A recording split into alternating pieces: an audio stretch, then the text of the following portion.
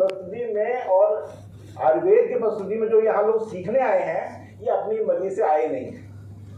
आपको लाया गया है और ईश्वर ने आपको बुलाया है और ये ज्ञान आपको देना तय था, इसलिए मैं यहाँ पे आया। आयुर्वेद को आप अपनी मर्जी से सीख ही नहीं सकते, इम्पॉसिबल है।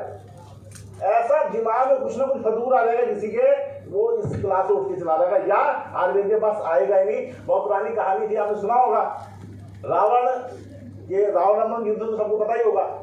तो जब विभीषण आए श्री रामचंद्र के पास, तो सारी जो वानर सेना थी वो डर गई, भाई ये तो उसका भाई है रावण का, ये तो बहुत बड़ा भेद निकल जाएगा हमारा। लेकिन श्री राम ने ऐसा कुछ नहीं किया, उसको बड़े प्रेम से बुलाया, आदर सहित अपने साथ बिठाया।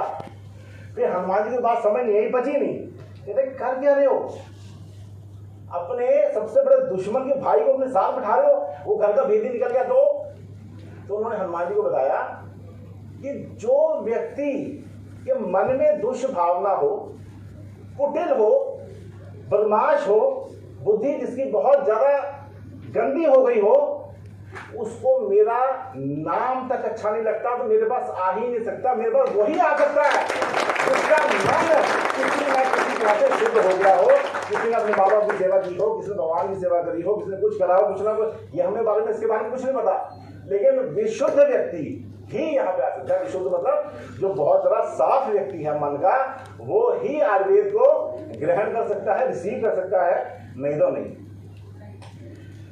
मैंने कुछ बातें इसमें आज बताना इसलिए जरूरी समझता हूं क्योंकि आज के युग में आयुर्वेद ही ऑप्शन है।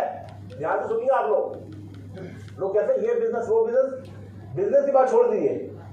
अगर आपने धर्म अर्थ काम मोक्ष, यानी धर्म भी करना है, ठीक है, पैसा भी कमाना है, और काम मतलब अपने आपका कोई ऐसा जरिया होना चाहिए पैसे कमाने का, वो भी है, और मोक्ष मतलब ऐसा काम करते जाएं जिससे हमें सद्गति मिल जाए। ये चारों चीजें केवल आयुर्वेद से ही प्राप्त हो सकती हैं, केवल। क्यों? रीजन क्या है?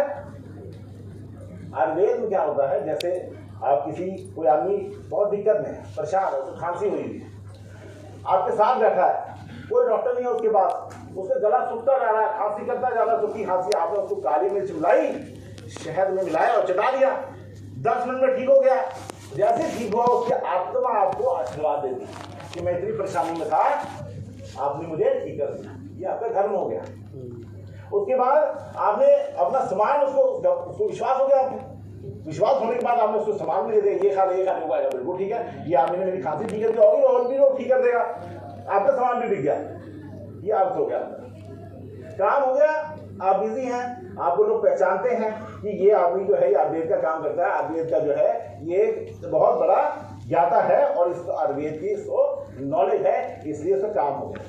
मोक्ष हो गया। ये सब करते करते करते वो इतना धर्म कर लेता है, इतना सब कुछ कर लेता है कि उसको एंड में मोक्ष मिल जाता है। इसलिए आयुर्वेद एक ऐसा साइंस है जो एक केवल ऑप्शन है जिसमें हम लोग आनंद से जीवन व्यतीत भी कर सकते हैं, धर्म अर्थ काम भी कर सकते हैं और एंड में सुख से हम लोग मर भी सकते हैं। तो आयुर्वेदिक साइंस ये नहीं कहता कि अपने जीवन तक ही रहो, जीवन से पहले जीवन के बाद सारी चीजें जो है आयुर्वेद में पूरी तरह लिखी हुई हैं, जिसके बारे में हम डिस्कस करेंगे।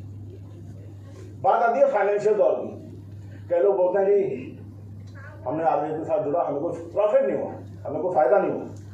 लेकिन आज मैं आपको बताने जा रहा हूँ 1960 के दशक में लोग स्टील इंडस्ट्री से जुड़ गए, मिल्क इंडस्ट्री से जुड़ गए, वो लोग खूब पैसा कमाए, राजा बन गए वो लोग। 1990 के दशक में कंप्यूटर आए, लोगों ने कहा बेकार चीज है, डब्बा है, हम लोग यूज नहीं करेंगे, लेकिन समझदार लोगों ने उसको अपनाया और 1990 के दशक के बाद 2000 साल तक वो लोग राजा बन गए जिन्होंने कंप्यूटर को बनाया। बिल्कुल ठीक एग्जैक्ट वैसे ही 2020 से लेके 2030 के बीच में जो आयुर्वेद को अभी अपना गया वो 2030 तक महाराजा बनेगा, मेरी गारंटी है। जितनी ग्रोथ पिछले 20 सालों में आयुर्वेद की हुई है, इतनी तेज ग्रोथ किसी चीज की नहीं हुई है। आज मुझे ऐसी कोई मल्टीनेशनल कंपनी बता दी जो आयुर्वेदिक प्रोडक्ट नहीं बना रही।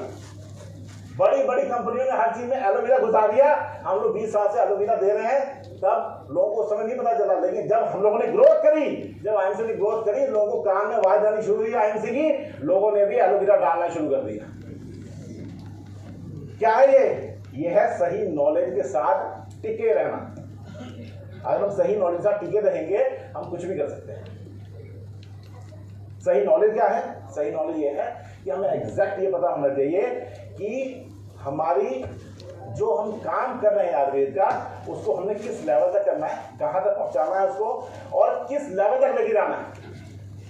आईएमसी ये बहुत अच्छी बात जानती है कि धन किसी भी हाल में आपके ज्ञान को पार नहीं कर सकता। जितना ज्ञान आपको होगा उसके हिसाब से ही धन मिलेगा आपको, उसके हिसाब से ही आपकी वैल्यू तय होगी। तो जो ज्ञान है उसको देने के लिए आयुर्वेद एक मात्र ऐसी कंपनी है, मात्र एक ऐसी कंपनी है जो अपने एसोसिएट्स के बारे में, अपने बच्चों के बारे में, अपने ग्रुप के बारे में उनकी नॉलेज वर्धन करती रहती है कि उनका जो धन है, वैभव है, वो भी बढ़ता चला जाए। तो इस चीज के मैं आईएमसी को बहुत बहुत धन्यवाद देना चाहूंगा कि आईएमसी ऐसी कंपनी है जो अपने सारे डेवलपमेंट के बारे में सोचती है, all round development, not only आर्थिक डेवलपमेंट। और आईएमसी नॉलेज नहीं डिलीवर कराएगी तो क्या फर्क पड़ता? कुछ नहीं। लेकिन डिलीवर कराने से जब हमारी ग्रोथ होती है, मेंटल ग्रोथ होती है, तब ऑटोमेटिकली धन, वैभव सब चीज साथ में ग्रो हो जाता है। तो आज हम लोग आयुर्वेद को समझने के लिए आए हैं, और ये बात जो है हम लोगों को ये जानना जरूरी है कि आयुर्वेद में ऐसा क्या है कि हम आयुर्वेद को फॉलो करें और उससे हम क्या क्या फायदा ले सकते हैं। तो पहले यहाँ जितने लोग बैठे हैं, मुझे मेरे पास यहाँ पे जितने लोग बैठे हैं, ये मुझे कोई बता सकता है कि स्वस्थ कौन है यहाँ पे? हेल्दी कौन है यहाँ पे? हेल्दी कोई बता सकता है? कौन हेल्दी है यहाँ पे? कोई कहता मैं हेल्दी हूँ? यहाँ 200-250 लोग बैठे हैं, कोई कहता मैं हेल्दी हूँ, कोई बता सकता है? कोई हेल्दी है यहाँ पे? सभी हेल्दी है। अच्छा, तो हेल्दी की कोई डेफिनेशन होती होगी? क्या डेफिनेशन हेल्दी? सबसे पहले मानसिक रूप से, शारीरिक रूप से, भावनिक रूप से, सामाजिक रूप से, आत्मिक रूप से, अर्थात स्पिरिचुअली हम हर तरह से जब सकारात्मक रहें, स्वस्थ रहें, तो हम हेल्दी हैं। अगर कोई व्यक्ति बोले मैं पूजा पाठ नहीं करता, मैं धर्म में विश्वास नहीं करता, वो अनहेल्दी है। अच्छा, फिर और कोई बात? कहीं तो विश्वास करता है, कहीं तो श्रद्धा रखता है। कई लोग कामरेड होते हैं, कहते हैं मेरा काम ही मेरी श्रद्धा है। लोग कामरेड होते हैं, कहीं काम ही मेरी श्रद्धा था, क्या करें? वो भी हेल्दी। चल, हाँ मैं बता दूं। और कोई? देखिए आयुर्वेद में ना इसकी डेफिनेशन दी हुई है, इसका रूप है। आयुर्वेद में इसकी डेफिनेशन दी हुई है। Who is healthy? कौन हेल्दी है? तो ये देखना जरूरी है हेल्दी कौन है। इसकी प्रॉपर डेफिनेशन है जो 5000 साल पहले बता दी गई थी आयुर्वेद में। वो डेफिनेशन क्या है? समदोषः, समग्निश्चः, समधातु मलक्रिया, प्रसन्नात्मेन्द्रिय मनः, स्वस्थस्य दिव्यते। अब इसका मतलब क्या है? इसका मतलब है लोगों में जो हेल्दी व्यक्ति है उसमें सम दोष हो। दोष कितने होते हैं? वात, पित्त, कफ, 3 दोषों के बारे में सुना होगा। ये 3 दोष सम अवस्था में हो। अग्नि, खूब बढ़िया भूख लगती है उसको, खूब अच्छी भूख लगती है, वो कहीं सुबह दोपहर में टाइम देके खाना ना खाए, उसको प्रॉपर भूख लगे तब खाना खाए। सम दोष है, सम निश्चय। सम धातु मठ क्रिया। धातु मतलब रस, रक्त, मांस, मेद, अस्थि, मज्जा, शुक्र, ये धातु है हमारी। कैसे? हमने खाना खाया, रस बना, रस से फिर ब्लड बना, रक्त, मांस, फिर मसल बनी, मेद फिर फैट्स बना, फिर अस्थि यानी बोन्स बनी, मज्जा मतलब बोन मैरो जो बोन के अंदर होती है, बोन मैरो वो बनी, और शुक्र बना जो कि हमारा एंड प्रोडक्ट है। तो ये 7 धातुओं में समावस्था में होनी चाहिए। अब कोई जरूरत से ज्यादा 7 फुट का लंबा हो जाएगा तो हम उसको नॉर्मल बोलेंगे? नहीं। कोई बोना 4 फुट का हो जाएगा उसको हम नॉर्मल बोलेंगे? नहीं। कोई एकदम पतला ऐसा लगे जैसे हैंगर लटका हुआ, उसको बोलेंगे क्या? नहीं, वो हेल्दी नहीं। तो ऐसे ही 2 जो धातु हैं वो भी नॉर्मल होनी चाहिए। मलह क्रिया, मलह क्रिया मतलब जो उसका मोशन है, कब्ज है, ऐसी जो पेट है वो साफ होता चला जाए और वो शरीर से जो गंदगी है वो साफ हो जाए, उसको हम लोग स्वस्थ की कैटेगरी में लेंगे। हाँ कि ना? क्लियर है? तो मलह क्रिया का मतलब कब्ज का साफ होना, है राइट? यही बात है। तो कब्ज बहुत बड़ी बीमारी है। कितने लोग मानते हैं कब्ज बहुत भयंकर बीमारी है? कब्ज से हजारों रोग पैदा होते हैं, हाँ कि ना? कौन कौन से रोग होते हैं? गैस, बदहजमी, एसिडिटी, जलन, भारीपन, पेट में भारीपन, भूख न लगना, चेहरे में बुखार, ये सब है, सब झूठ है। कब्ज नाम की कोई बीमारी ही नहीं है। कब्ज नाम की कोई बीमारी दुनिया में कहीं आयुर्वेद में नहीं लिखी हुई। कब्ज नाम का वर्ड तक नहीं लिखा हुआ आयुर्वेद में। कब्ज किसने बनाई है? डॉक्टरों ने। पेट में गैस हो गई, कब्ज है, हाँ। हर तीसरे आदमी को कब्ज। तो क्या हुआ? डॉक्टरों का धंधा अच्छा चलता है, इसलिए डॉक्टरों ने क्या कर दिया, उसको कब्ज नाम की बीमारी बना दी, जबकि कब्ज नाम की कोई बीमारी नहीं है। आप लोग बोलेंगे डॉक्टर साहब मुझे लगता है या तो आप हिल गए हैं या कोई और दिक्कत है, लेकिन सच्चाई ये है कि मैं आपको प्रूफ करके जाऊंगा कि कब्ज कोई बीमारी है ही नहीं। क्यों? आपने कभी सुना, इतने लोग यहाँ बैठे हैं, कभी किसी ने सुना है वो आदमी 5 दिन से कब्ज से पीड़ित था, मर गया? सुना है? उसको 4 दिन से लैट्रिन नहीं आई थी, मर गया बेचारा, ऐसा सुना है कभी? लेकिन ठीक इसके उल्टा कि 5 दिन से उसको लूज मोशन लगी हुई थी, वो मर गया, ये तो सुना है? तो लूज मोशन, डायसेंट्री, डायरिया बीमारी है, कब्ज बीमारी नहीं है। दूसरा, पहले एग्जाम्पल, दूसरी एग्जाम्पल, आपके सब बच्चे होंगे, सबके बच्चे आपने हाथ से बड़े किए होंगे। बच्चे 5-5 दिन लैट्रिन नहीं करते, 4-4, 5-5 दिन, हाँ कि ना? बच्चे को कोई टेंशन नहीं, बच्चा खेल रहा मस्ती में, माँ उसको पकड़ लेती है, बेटा आई तो नहीं, कहता नहीं मम्मी खेलने दो। वो भागता रहता है, खेलता, ना उसको खाने में कमी, ना खेलने में कमी, ना उसको कोई सुस्ती, ना कोई पेट में दर्द, कुछ नहीं।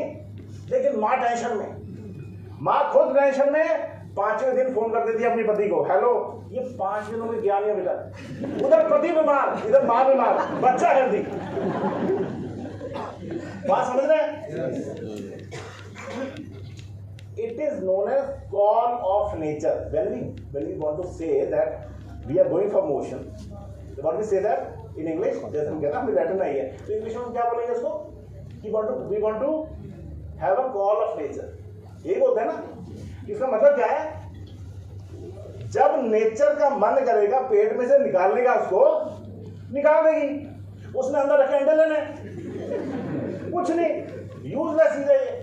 इसके बारे में सोचने की कोई जरूरत नहीं। जो लोग ज्यादा फाइबर खाते हैं, गर्म दूध पीते हैं, फ्रूट ज्यादा खाते हैं, इलायची ज्यादा खाते हैं, अच्छी डाइट है, अच्छी एक्सरसाइज है, उनका पेट क्लियर हो जाता है। अब जिन्होंने ब्रेड बिस्किट ये चीज खानी है चीजें, तो पेट कैसे क्लियर होगा? फाइबर अंदर जाएगा नहीं, पेट क्लियर कैसे होगा? चलो थोड़ा सा और उल्टा बात करता हूं। कब्ज अच्छी सेहत की निशानी है, कब्ज अच्छी सेहत की निशानी है। क्यों? आपने 1 किलो खाया, 900 ग्राम बॉडी ने खींच लिया, बचा ही नहीं, निकलेगा क्या? पॉइंट फॉलो कर रहे हैं? Body can absorb everything from your stomach, बचा ही नहीं कुछ, ठीक है? तो रीजन ये है, कब्ज एक सेंटिमेंटल डिसऑर्डर है जो हमारे लोगों ने हमें सिखाया है। जैसे किसी का बच्चा आया अपनी माँ के पास कि मम्मी पेट दुखता है, तो पॉटी आई थी, पहला सवाल। तो ये सुनने से हमारे दिमाग में बैठ जाता है कि any disease related to stomach, any disease related to stomach may be due to constipation, जबकि ये झूठ है। कॉन्स्टिपेशन एक साइकोलॉजिकल डिसऑर्डर है। कई देश में, मैं पूरी दुनिया में कई जगह लेक्चर देने जाता हूँ, इंटरनेशनल लेक्चरर में, कई ऐसे देश हैं जहाँ पे हम लोग जाके सुनते हैं कि हम 4 दिन में एक बार लैट्रिन जाते हैं, 5 दिन में एक जाते हैं। एक देश है, नाम नहीं लूंगा, वहां हफ्ते में लोग एक बार जाता है। They are healthy than us. ये कोई क्राइटेरिया नहीं है कि सुबह पेट साफ नहीं होगा तो आप बीमार हो। ये सिर्फ साइकोलॉजिकल डिसऑर्डर है। आप सोचना शुरू कर दोगे तो प्रॉब्लम है, नहीं सोचोगे तो नहीं। इसलिए ये बहुत जरूरी है ये जानना कि हमें क्या बीमारी है। आप सुनिए बात ध्यान से। जितने लोग आपके पास आए कब्ज के लिए, कब्ज देखिए एक साइकोलॉजिकल, उसको ठीक करना हमारा फर्ज है। जैसे फ्रेश मॉर्निंग टेबलेट है, हम उसको देंगे, जरूर देंगे। हम उसको संजीवनी और जूस है वो देंगे, एलो संजीवनी, जिससे उसका पेट क्लियर हो जाए। लेकिन जब कोई व्यक्ति आपके पास आके बोले कि डॉक्टर साहब मुझे कब्ज है, तो कहीं ना कहीं ये समझ लेना कि उसको साइकोलॉजिकल डिसऑर्डर है, कहीं ना कहीं उसको वहम, स्ट्रेस, एंजाइटी है ही है।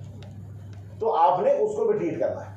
तो आपने उसकी डाइट को ठीक करना है कि आप सुबह फ्रूट्स खाइए, सैलड्स खाइए, स्प्राउट्स खाइए। हम लोग सुनते हैं, रोज वीडियो देखते हैं यूट्यूब पे, ये खाओ, ये खाओ, ये खाओ, ये खाओ, सुनते हैं, हाँ कि ना? कोई यूज नहीं सब सुनने का। पूरे आयुर्वेद में 6 चीजें बताई हुई है, 6। अगर ये 6 चीजें आप लोग रोज खाते हैं तो आपको कोई न्यूट्रिशनल डिसऑर्डर होने के चांसेस 0। कोई चीज और खाने की जरूरत नहीं है आपको। वो कौन कौन सी चीजें हैं? पानी, गाय का दूध, हरी मूंग की दाल, हरी मूंग की दाल, जौ है नहीं, बादले, जौ, सीजनल फ्रूट्स एंड वेजिटेबल्स, जो सीजनल फ्रूट्स हैं वो खाइए, जो वेजिटेबल्स आते हैं वो खाइए। और 6वां है आंवला। ये 6 चीजें प्रतिदिन, एवरी डे अगर कोई खाता है तो उसके अंदर कोई न्यूट्रिशन डिसऑर्डर नहीं हो सकता। कोई उसको बादाम खाने की जरूरत नहीं है, कोई उसको मूंगफली खाने की जरूरत नहीं है, कोई काजू किशमिश खाने की जरूरत नहीं है, कोई इलायची का पानी उबाल के पीने की जरूरत नहीं है, कोई हल्दी काट के पीने की जरूरत है, कुछ नहीं करने की जरूरत उसको। ये 6 चीजें उसके शरीर की सारी कमियों को टोटली पूरा कर देती है। कैसे? साइंस के हिसाब से बताता हूं। जौ के बारे में कुरान शरीफ में लिखा है, यहाँ काफी मुस्लिम लोग बैठे होंगे, वो जानते होंगे। कुरान शरीफ में जौ के बारे में लिखा है कि जो व्यक्ति प्रतिदिन जौ खाता है वो शैतान से भी ज्यादा स्ट्रॉन्ग हो जाता है। शैतान का किसी को बोला गया इसमें? शैतान बोला गया बीमारियों को शैतान बोला जाएगा। शैतान से भी ज्यादा स्ट्रॉन्ग हो जाता है, मतलब उसकी इम्यूनिटी इतनी ज्यादा बढ़ जाती है कि वो आदमी बीमार पड़ता ही नहीं है। आपको एक बात बताओ, जो आदमी प्रतिदिन जौ का सत्तू पीता है, जौ का सत्तू आपने सुना होगा कभी? लोग जो जौ का आटा खाते हैं, सत्तू लेते हैं, रोटियां बना खाते हैं, उसको लू लग ही नहीं सकती। उसको ऑस्मोटिक प्रेशर इतना अच्छा रहता है उसकी बॉडी में, उसको लू लग ही नहीं सकती, चाहे उसको पूरा दिन धूप में घुमाओ। ये जबरदस्त साइंस है आयुर्वेद की। इसलिए मैं आपको समझाने की कोशिश कर रहा हूँ कि आयुर्वेद के बेसिक चीजों को अगर आप समझ लेते हैं तो आपको कुछ भी और करने की जरूरत नहीं है। बेसिक चीजें एकदम सिंपल। ये 6 चीजें प्रतिदिन आप खाइए, खुद भी खाइए, अपने बच्चों को भी आदत दिला लीजिए। बच्चों के लिए पैसा इकट्ठा करने से अच्छा है कि उसको आंवला खाने की आदत डाल दिलाइए। बीमार पड़ेगा ही नहीं, खुद ही घुमा खा लेगा। नहीं तो जितना भाई जोड़ दो उसकी बीमारी में लग जाएंगे। ये हो गया, वो हो गया, डले और खांसी, दिमाग, ये वो। आप प्रतिदिन बच्चे को आदत डाल दीजिए आंवला खाने के लिए। 2 आंवला खा ले, 3 आंवला खा ले, 4 आंवला खा ले, कोई फर्क नहीं पड़ता। विटामिन सी जो है वाटर सॉल्युबल है, ज्यादा खाएगा तो यूरिन के रास्ते से बाहर निकल जाएगा। जितना ज्यादा विटामिन सी आंवले के फॉर्म में लेगा, आपको डॉक्टर साहब विटामिन सी तो और भी जगह मिल जाता है, लेकिन आंवला जो है दिव्य फ्रूट है। आंवला ही क्यों बोला गया मैं बताता हूं इसके बारे में। जितने फ्रूट हैं, सेब को लिया आपने, सेब काटा, जैसे सेब काटा आपने वो लाल हो जाता है, तो उसके अंदर विटामिन सी ऑक्सीडाइज हो जाता है। जितने भी फ्रूट्स में विटामिन सी होता है, जैसे आपने उसको काटा, खत्म, 15 मिनट के अंदर उसका विटामिन सी खत्म हो जाता है। लेकिन आंवला एक ऐसा फ्रूट है, इसको काट दो, चूरन बना लो, मुरब्बा बना लो, उसको उसकी चटनी बना लो, उसका अचार डालो, जो मर्जी कर लो, आंवले का विटामिन सी लूज होता ही नहीं है। 1 ग्राम आंवले में जितना विटामिन सी होता है उतना ही 1 ग्राम आंवले के अचार में होता है। ये सबसे खास बात है आंवले की। आंवला इतनी दिव्य चीज है, इसको आप मन में बिठा लीजिए। आंवला अपने घर पे ना अब टेबल पे सारे फ्रूट रख दीजिए और एक आंवला रख लीजिए। कोई आपके घर में आएगा, आंवला ही उठाएगा वो। आप क्या करके देखना ना, खुद आंवला ही उठाएगा, आंवला उठा के देखेगा, अभी ये भी तो रखा हुआ है। क्यों? उसमें ऐसी पावर है कि मैं आपको उसके सबसे बड़ा एंटी कैंसर, एंटी ऑक्सीडेंट, सबसे बड़ा रसायन जो लेडीज यहाँ बैठी हैं, मैं उनको हाथ जोड़ के रिक्वेस्ट कर रहा हूं कि अगर आप लोग सदा यंग, एनर्जेटिक, बाल, आंखें, स्किन का ध्यान रखना चाहती हैं तो आंवला खाना ही खाना आप लोगों ने। लेडीज के लिए इससे बड़ा कोई अमृत ही नहीं है। अरे और बात छोड़िए, आपको कोई काम ना हो रहा हो, आंवला जेब में लेके चले जाओ, काम हो जाएगा। करके देखो आंवला इतनी ब्यूटीफुल चीज है, इतनी ज्यादा पावरफुल चीज है, उसमें पूरे ब्रह्मांड का, पूरे जैसे धरती गोल होती है ना, एग्जैक्ट जैसे धरती होती है एग्जैक्ट वैसे ही आंवला होता है। तो जितनी ब्रह्मांड में पावर है, पूरे ब्रह्मांड में उतनी आंवले में पावर है। आयुर्वेद में लिखा हुआ है कि पहले जमाने में लोग पेड़ पे चढ़ जाते थे, तो उस समय लिखा होता है कि जो व्यक्ति आंवले के पेड़ के ऊपर चढ़ के 2 आंवले रोज खाता है उसको बीमारी कुछ नहीं बिगाड़ सकती। इसका मतलब क्या है? पेड़ पे चढ़ना तो मुश्किल है, आंवले खा लेते हैं। आंवला खा लीजिए, उससे आपका सारा शरीर जो है बिल्कुल फिट दुरुस्त रहेगा। आपको शायद ये जान के बड़ी हैरानी होगी, आपने अभी सुना होगा डेंगू हो गया, ये होगा, चिकनगुनिया हो गया, सुना भी आपने, कोरोना, सब जानते हैं। कोरोना का एक मात्र इलाज आंवला है। आंवला, गिलोय खाते रहिए। कोई, मैं कह रहा हूं इस दुनिया में मैं आयुर्वेद को इसलिए बार बार प्रमोट करता हूं, बार बार जगह जाकर लेक्चर देता हूं, इसके ऊपर कुछ हो ही नहीं सकता, हो ही नहीं सकता। 5000 साल पहले भी ये नंबर 1 था आयुर्वेद, आज भी नंबर 1 है और आगे भी नंबर 1 ही रहेगा। मैं रीजन बताता हूँ, मैं भी रीजन बताता हूँ इसका। अभी कुछ तरह के वायरस आए हैं, corona virus, dengue virus, H1N1 virus, ये सब आए ना वायरस। अभी 2 लाख तरह के वायरस आने बाकी हैं। 2 लाख तरह के वायरस अभी आने बाकी हैं जो अभी नहीं फाइंड आउट हुए हैं। कितने टीके लगवाएंगे आप? कितने कोरोना के टीके आपने लगवाए? जिन्होंने कोरोना के टीके लगाए उन्हीं को कोरोना दोबारा पहले हो गया। आगे ना नहीं हुआ, लोगों को हुआ, फिर बूस्टर डोज लगा, फिर कोरोना हो गया। पॉइंट फॉलो करने की कोशिश करिए। कितने आप टीके लगवाएंगे और टीके की एफिकेसी कितनी है? 1 दिन, 2 दिन, 1 महीना, 2 महीना, 6 महीना, साल, बस। उसके बाद क्या करोगे? उसके बाद क्या करना है?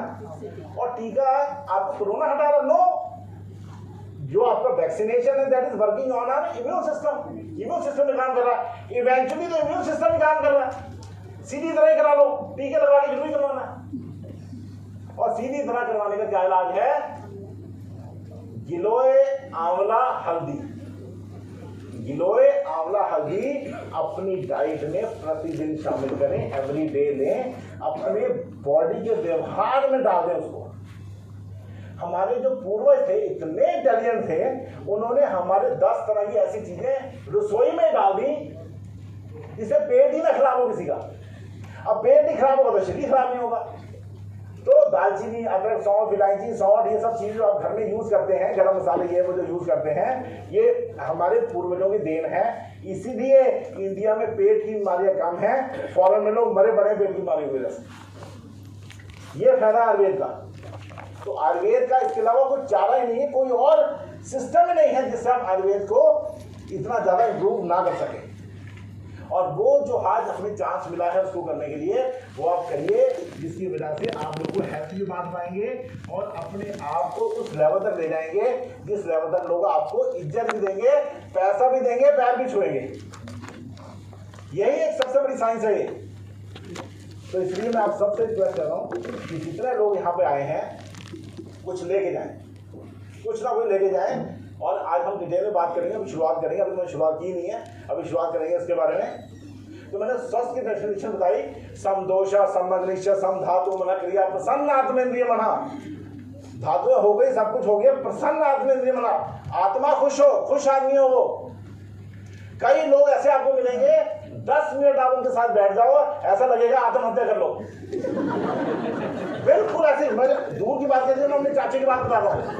मैं अपने चाचा जी के पास बैठा, मैंने बोला मैंने जी गाड़ी ले ली, नहीं मैंने घर ले लिया, ये कर लिया, बड़ा खुशी में बता रहा था। 10 मिनट में बोलता रहा, उनको समझाता रहा, मैंने कोई रिस्पॉन्स आएगा। उन्होंने एंड में क्या बोला जानते हैं? क्या जरूरत है सब करने की, जाना तो 4 गंदों पे ही है। बस उस दिन मैं समझ गया कि आप सबको ठीक नहीं कर सकते। जो लोग बहुत महान है ऐसे, उनसे दूर रहिए, और कोई तरीका नहीं। आप समझा नहीं सकते, जीवन बीत जाएगा आप समझाने में, लेकिन वो लोग समझने वाले हैं। इसलिए आयुर्वेद का बड़ा सिंपल सिस्टम है कि आप आनंद में रहना बहुत जरूरी है। आप कोई अमीर है, कोई गरीब है, सब कुछ सिस्टम है, लेकिन आनंद जो है वो हमारी चॉइस है। चॉइस, ठीक है, पैसा रुपया से आनंद नहीं आता, चॉइस। अगर हम खुश रहना चाहते हैं तो हम खुश रहेंगे, ये नेचुरल प्रोसेस है। तो क्या आता है, प्रसन्न आदमी भी मनहा स्वस्थ सिद्धि भी है। यानी कि कई लोग शारीरिक रूप से बीमार हैं, कई लोग मानसिक रूप से बीमार हैं। आपको देखना पड़ेगा, समझना पड़ेगा कि कौन शारीरिक रूप से बीमार है और कौन मानसिक रूप से बीमार है। जैसे अभी मैं रायपुर के पास एक जगह है, वहां पे मैं लेक्चर लेने गया था अभी 3-4 साल पहले। तो वहां पे बड़े सज्जन यहीं फर्स्ट सीट पे बैठे हुए थे, पैर के ऊपर पैर रखे, बड़ी इजी पोजीशन में ऐसे बैठे हुए थे। तो मैंने लगा बड़ा फिट आदमी है, तो मैंने मुझसे पूछा आप सब फिट है? बिल्कुल ठीक है। मैंने उससे बातें करी, बड़ी अच्छी तरह बातें करी उसने। तो मैंने कहा मेंटली भी आदमी बहुत अच्छा है, मेंटली बड़ा बढ़िया है आदमी। उसके बाद जैसे जैसे बात चलती रही, 10 मिनट के बाद उसके साथ जो लड़का बैठा था वो बोला डॉक्टर साहब ये इसलिए ऐसे बैठा हुआ है क्योंकि इसको बवासीर है। इसलिए कौन जज, अब जज नहीं कर पाएंगे कौन फिजिकली बीमार है कौन मेंटली बीमार है। इसलिए स्वस्थता से आयुर्वेद की जबरदस्त परिभाषा है कि जो व्यक्ति बीमार है फिजिकली वो भी देखिए, अगर मेंटली है वो भी देखिए, दोनों में कुछ प्रॉब्लम है तो उसको ठीक करिए। तीसरा पॉइंट, सबसे इंपॉर्टेंट पॉइंट, कोई मेंटली भी ठीक है, फिजिकली भी ठीक है, लेकिन बोले मैं बाहर नहीं जाता, मैं किसी से मिलता मुलता नहीं हूं, मैं घर में रहना पसंद करता हूं, मैं किसी के पास नहीं जाता, मुझे सोशली एक्टिव रहना बिल्कुल पसंद नहीं है, यानी कि वो आदमी भी बीमार है। जो व्यक्ति सोशली, मैम आपको ध्यान से सुनिए, जो सोशली एक्टिव नहीं है वो बीमार। धर्म से जोड़ना इसको गलत है, ठीक है। जो व्यक्ति किसी से मिलना पसंद नहीं करता, बाहर आना जाना पसंद नहीं करता, घर में बैठा रहना पसंद करता है, चुप रहता है, किसी से बातचीत नहीं करता, सोशली जाके एकदम चुपचाप से बैठ जाता है किसी के सामने, वो समझ लीजिए मानसिक तौर पर बीमार। तो व्हाट इज हेल्थ? 5000 साल पहले हमारे ऋषियों ने ये बता दिया था कि physical, mental and social wellbeing is healthiness. 5000 साल के बाद WHO आया सामने, पूरी दुनिया का सर्वे करने के बाद उसको वही मिला जो आयुर्वेद में लिखा था। उसने यही बोला, आज आप लोग इंटरनेट पे पढ़िए, जहां पढ़िए what is the definition of health, यही हेल्थ की डेफिनेशन खुद WHO देता है और कहता है कि physical, mental and social wellbeing is health, ये WHO बोलता है। यानी कि पूरी दुनिया में WHO घूमने के बाद उसको किसकी शरण लेनी पड़ी? आयुर्वेद की। तो आप लोग पहले ही ले लो, दुनिया घूमने की जरूरत नहीं। इसलिए जितनी जल्दी आप लोग आयुर्वेद की शरण में आएंगे उतना बेनिफिट रहेगा। यानी कि फिजिकल, मेंटल और सोशल वेलबीइंग ही हेल्थ है, ये आयुर्वेद ने 5000 साल पहले बोल दिया था, जबकि इतनी सिविलाइजेशन नहीं थी उस समय। फिर भी बता दिया गया था कि जो हेल्थ है वो फिजिकल, मेंटल और सोशल, जो इतना इंपॉर्टेंट फैक्टर है सोशल, वो सोशल फैक्टर जो था वो आयुर्वेद ने ही बताया। इसलिए आयुर्वेद में जो नाच, गाना, उत्सव, ये सब चीजें बताई हुई हैं, ये चीज क्यों बताई हुई है कि आदमी का मन पसंद है। मन का पसंद रहना बहुत ज्यादा जरूरी है। जो व्यक्ति मानसिक, अच्छा कई लोग ऐसे हैं जो बीमार हैं, जिनको बीमारी है लेकिन बीमार नहीं है, और कई लोगों को बीमारी नहीं है फिर भी बीमार है। इसलिए बहुत इंपॉर्टेंट देखना कि कई लोगों को पेट दुख रहा है, अब किसी का सुबह पेट दुख रहा है, उसका मन किया नहीं यार आज मेरी मीटिंग अटेंड करनी है, मैंने 10 लोगों से मिलना है, मैं चलो खड़ा हुआ, चलो भी अपने काम पे चला गया और 10 लोगों से मिलकर अपना काम किया, तो मैं बीमारी है मुझे लेकिन मैं बीमार नहीं हूं। तो अगर आप मेंटली बहुत स्ट्रांग हैं तो इसका मतलब ये है कि आप मेंटल लेवल से अपने शरीर को भी मजबूत कर लेंगे। इसलिए मेंटल एबिलिटी जो है उसको मजबूत होना बहुत जरूरी है। जो आदमी सक्सेसफुल होना चाहता है वो किसी तरह से सक्सेसफुल हो सकता है। तो ये पूरी जो डेफिनेशन है ये हेल्थ के ऊपर है। अब आयुर्वेद लिखने की जरूरत क्यों पड़ी? आयुर्वेद लिखने का कोई प्रयोजन होगा? आज हम लोग यहाँ पे आए वो सीखने के लिए आए, वैसे आयुर्वेद जब लिखा गया तो उसका प्रयोजन होगा। उसका प्रयोजन क्या है? स्वस्थस्य स्वस्थ लक्षणम आतुरस्य विकास दर्शनम। स्वस्थस्य स्वस्थ लक्षण मतलब स्वस्थ व्यक्ति की हेल्थ को मेंटेन करना, और आतुरस्य विकास, स्वस्थ लक्षण आतुरस्य, आतुरस्य मतलब बीमार व्यक्ति को दोबारा हेल्दी करना। ये आयुर्वेद का लक्ष्य है, हाँ कि ना? तो स्वस्थ व्यक्ति को स्वस्थ मेंटेन करना, और ये जो पूरा सिस्टम है, क्या आईएमसी ने फॉलो किया इसको? कैसे फॉलो किया मुझे बताइए प्लीज, पीछे से कोई बताइए, आप बताओ भाई साहब। आयुर्वेद ने स्वस्थता से स्वस्थ रक्षण बोला, तो क्या आईएमसी ने उसको फॉलो किया? कैसे फॉलो किया? और एक दो टिप्स दीजिए, बताइए। जो घर की जो चीजें हैं, सवेरे उठने से लेकर, जैसे हम पहले बबल की दातुन करते थे, नीम की करते थे, हमारे डेंटल क्रीम वगैरह में ये सारी चीजें हैं, हम उसको करते हैं। उसके बाद हमारी एंटीऑक्सीडेंट चाय है, जो स्वस्थ व्यक्ति है, श्री हल्दी है, हल्दी पाउडर है, गरम मसाले, सारे हमारे प्योर है, ऑर्गेनिक है। वेरी गुड, ऑलरेडी हम सब ऑर्गेनिक ले रहे हैं। Very nice. तो इस तरह से हम जब स्वस्थ है तो हम स्वस्थ रहेंगे। बिल्कुल। और जो स्वस्थ नहीं है उनके लिए जो हेल्थ केयर है वो स्पेशली देंगे, लेकिन जो स्वस्थ है उनके लिए भी हेल्थ केयर के कुछ। बहुत बढ़िया, मैंने बोला बहुत बढ़िया। तो क्या है, आयुर्वेद और आईएमसी में कोई अंतर नहीं है। याद कर लीजिए, आप लोग समझ लीजिए अच्छी तरह, आयुर्वेद और आईएमसी में कोई डिफरेंस नहीं है। जैसे सीताराम को अलग नहीं किया जा सकता, जैसे राधा कृष्ण को अलग नहीं किया जा सकता, जैसे गुलाब और उसकी खुशबू को अलग नहीं किया जा सकता, जैसे गुलाब जामुन और उसकी मिठास को अलग नहीं किया जा सकता, जैसे शंकर पार्वती को अलग नहीं किया जा सकता, बिल्कुल वैसे ही आयुर्वेद और आईएमसी को अलग नहीं किया जा सकता, बिल्कुल नहीं। अब उसे डॉक्टर साहब आपने इतना बोल दिया, लेकिन बात समझ नहीं आई, आप सुनिए बात ध्यान से। आयुर्वेद कहता है स्वस्थ से स्वस्थ रक्षण आतुरस्य विकास प्रशंसा, आईएमसी क्या कहता है? स्वस्थ जिंदगी, स्वस्थ जिंदगी कहता है। तो स्वस्थ व्यक्ति को स्वस्थ बनाने के लिए आईएमसी आपको ऐसे प्रोडक्ट देता है कि आपको कुछ जंगलों में जाने की जरूरत नहीं है, पेड़ पौधों के पास जाने की जरूरत नहीं है, आपको घर बैठे आयुर्वेद की शक्ति घर पे मिल रही है। जैसे मैंने डेंटल क्रीम के बारे में बताया, जैसे एंटीऑक्सीडेंट टी के बारे में बताया, उसमें जितनी जड़ी बूटियां हैं वो सब हेल्थ को हेल्दी रखने के लिए, हेल्दी व्यक्ति को हेल्दी रखने के लिए। श्री तुलसी, श्री हल्दी, एलोवेरा जूस, एलो नोनी, हिमालयन बेरी जूस, एलो संजीवनी, ये सब क्या है? ये दवाएं हैं?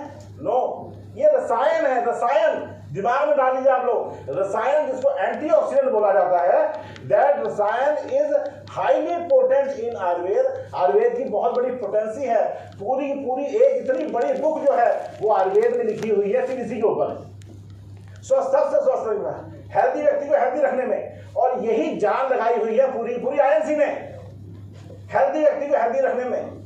कोई बीमार पड़े ही ना, आप पहले एलो संजीवनी ले लीजिए, एलो ज्योति आंखों में डालते रहिए, आप क्या करते हैं, श्री तुलसी लेते रहिए, श्री हल्दी लेते रहिए, प्रतिदिन आप डेली डाइट लीजिए, एलो स्पिरुलिना लीजिए। ये सब लेने से क्या रहेगा?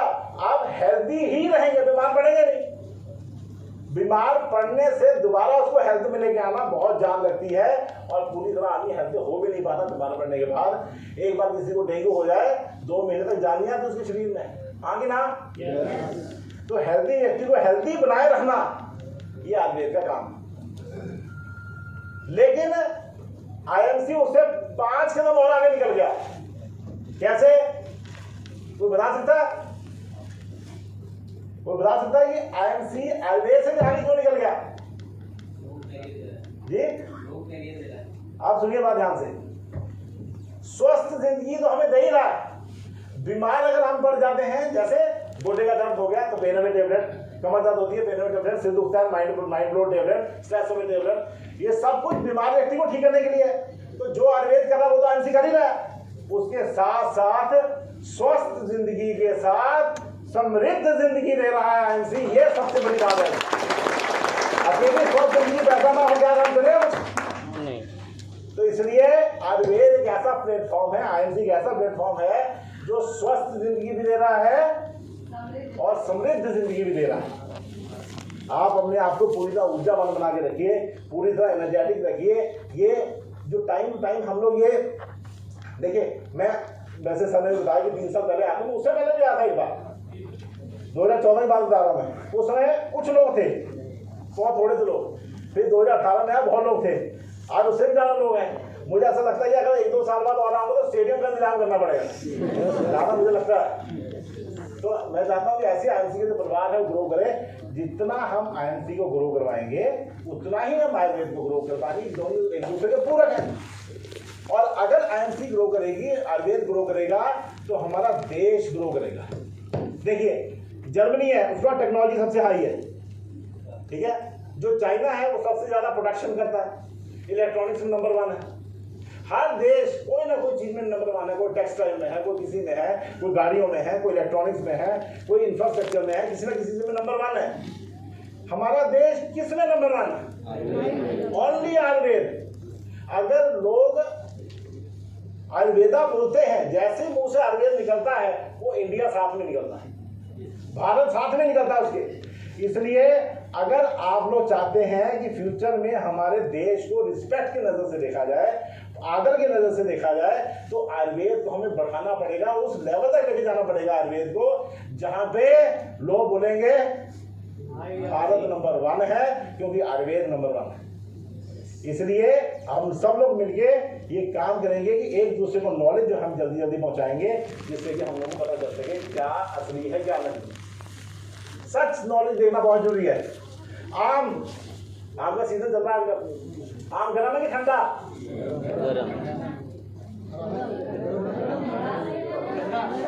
मसीह गर्म है, मसीह गर्म है। अच्छा और कुछ? चलिए बताइए। अच्छा आम गर्म है और पका हुआ ठंडा है। आम पका हुआ ठंडा है, क्यों? वो पक जाता है ना पूरा, उसमें से हीट निकल जाती है। अच्छा और कोई बात? आम ठंडा है सर। आम ठंडा है, क्यों? वो तो सर बताइए। 90% यहाँ जो लोग बैठे हैं वो सोचेंगे कि आम गर्म है, क्योंकि मुंह के छाले पड़ जाते हैं, लूज मोशन लग जाती है, स्किन पे पिंपल्स पड़ जाते हैं, तो ये लोग समझते हैं कि ये आम की वजह से हो गया। ये सरासर झूठ, बिल्कुल झूठ। आम ठंडा होता है, पका हुआ आम पूरी तरह ठंडा होता है, क्योंकि हम खुद ही मैंगो शेक बना के दूध में मिला के पीते हैं। आम भी ठंडा, दूध भी ठंडा, दोनों मिला के अमृत बन जाता है। अगर आम गर्म हो, दूध ठंडा हो, दोनों मिला के जहर बन जाएगा, लेकिन हम लोग तो रोज अमृत पीते हैं। तो ये प्रूफ करता है कि आम ठंडा है। दूसरा, जो भी फल गर्मियों में आता है वो ठंडा ही होता है।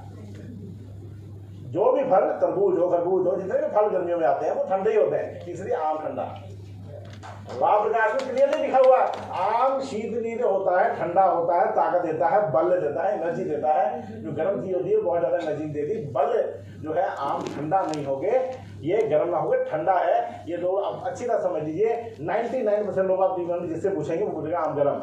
आगे आपने बोला, सबने बोला आम गर्म होता है, आम ठंडा होता है। इसी लोग समझ लीजिए कि जो आम है उसको दूध में इसलिए मिलाया जाता है कि आम खुद ठंडा होता है, इसलिए वो ठंडी तसीर का होता है। शहद गर्म होता है ठंडा? आप किसी ने बोलना नहीं कुछ। शहद गर्म होता है ठंडा? कैसे? नहीं सर, दोनों होता है, दोनों होता है। चलो छोड़ो, ठंडा गर्म बाद में करते हैं। असली शहद की क्या पहचान है? शहद खाने से? उससे क्या होता है? इरिटेशन। और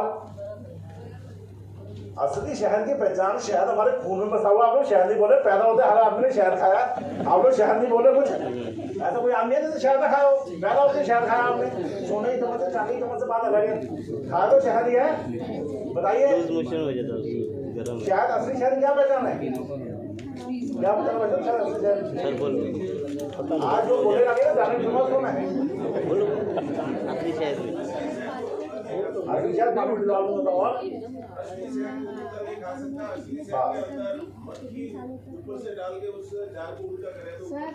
ये भाई साहब बिल्कुल ठीक है ना, मेरी बात सुनिए। अमृत है ये शहद जो है, आयुर्वेद में अमृत बोला गया इसको, अमृत की संज्ञा दी गई। अमृत, अमृत, अमृत जो खुद ना मरे ना किसी को मरने दे, उसको अमृत बोला गया। जो शहद की मक्खी खुद बनाती है इसको, वो खुद ही नहीं खाती इसको। शहद की मक्खी शहद नहीं खाती, कोई जानवर शहद नहीं खाता। मक्खी आएगी उसमें बैठेगी मर जाएगी, चींटी आएगी उसमें आएगी मर जाएगी। कोई जानवर शहद नहीं खाता, क्योंकि ये अमृत है। कौन खाता भालू? क्योंकि अपनी जाति का ठीक है ना, वो भी एक इंसानी लाइफ है इसलिए। तो सबसे टॉप कैटेगरी जो होती है जितनी सिविलाइजेशन है उसमें सबसे टॉप पे कौन है? ह्यूमंस।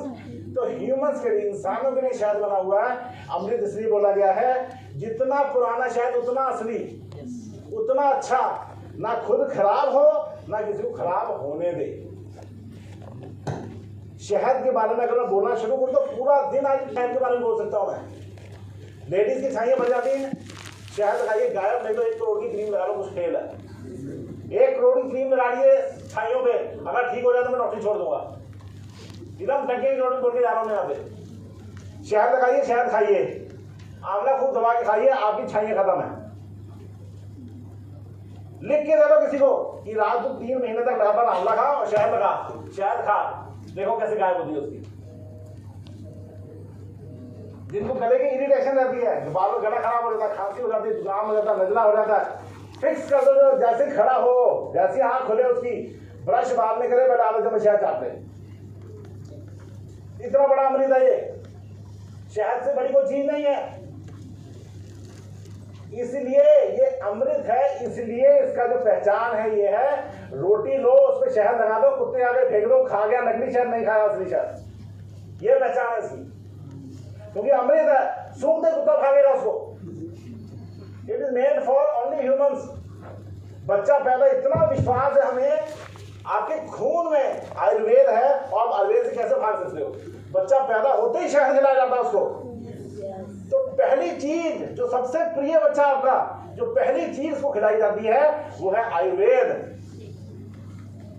जिस आयुर्वेद से आपकी सांसें चल रही हैं, उस आयुर्वेद को नेग्लेक्ट कैसे कर सकते हैं?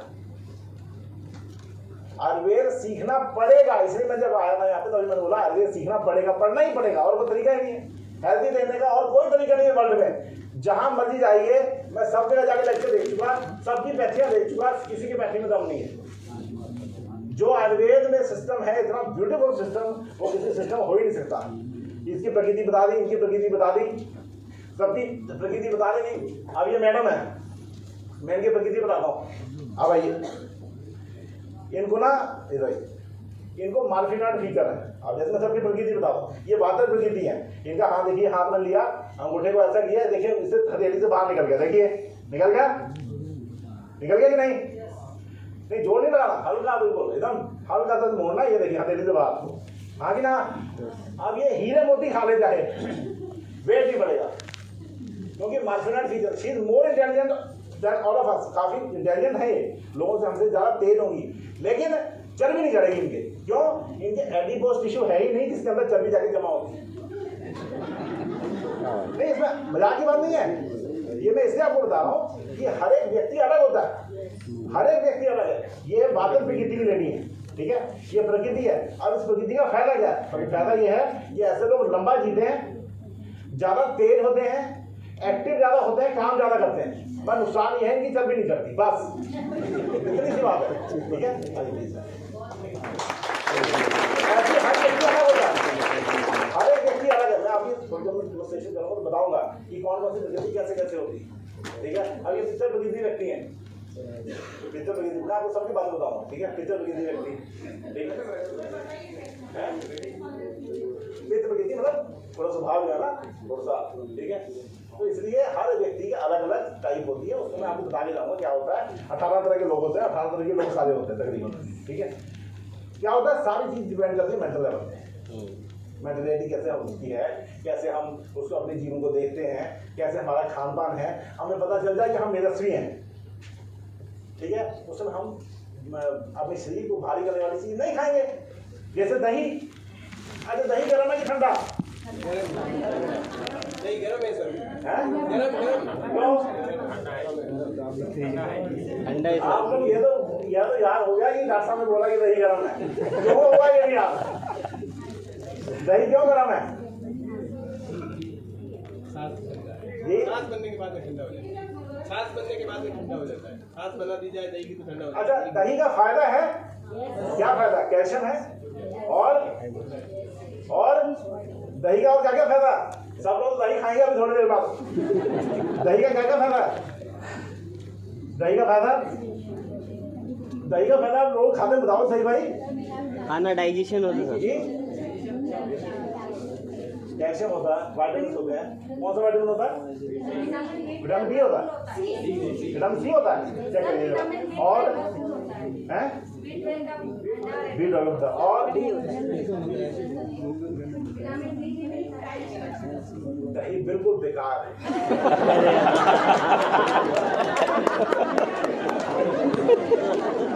अब सब लोगों को पता चल गया कि डॉक्टर साहब को दिमाग हिल गया।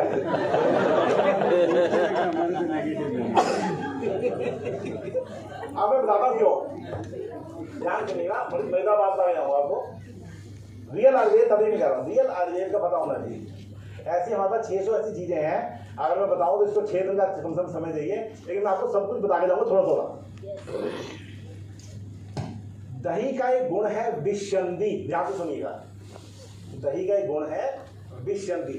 जो मैं आपको आज बता रहा हूँ ये मेरी तरफ से कुछ भी नहीं है, जो मैं बोल रहा हूँ वो शास्त्रोक्त है, ठीक है। तो दही का एक गुण है विषंदी। विषंदी का मतलब दही आदमी खाएगा तो चैनल, जिस चैनल से ब्लड जा रहा है, जिस चैनल से सांसें जा रही हैं, जिस चैनल से यानी रास्ते, जैसे हमारे बाहर के रास्ते होते हैं, उन रास्तों को ये ब्लॉक कर देता है, ब्लॉक। और मरी की बात सुनिए, ज्यादा दही खाने वाले को शुगर हो जाती है। आपको डॉक्टर साहब दही में चीनी नाम को चीनी फिर भी शुगर हो जाती है। आयुर्वेद में लिखा आज से सुखम स्वप्न सुखम दधीनी, आज से सुखम स्वप्न सुखम दधीनी ग्राम्योदक अनुप्रसह प्यांसी, लिखा हुआ आयुर्वेद में। जो लोग ज्यादा दही खाते हैं उनको शुगर होने के चांसेस बहुत ज्यादा बढ़ जाते हैं। कफवर्धक है ये, रेशा बढ़ाता है, छाती के ब्लॉकेज पैदा करता है, सांस की प्रॉब्लम क्रिएट करता है।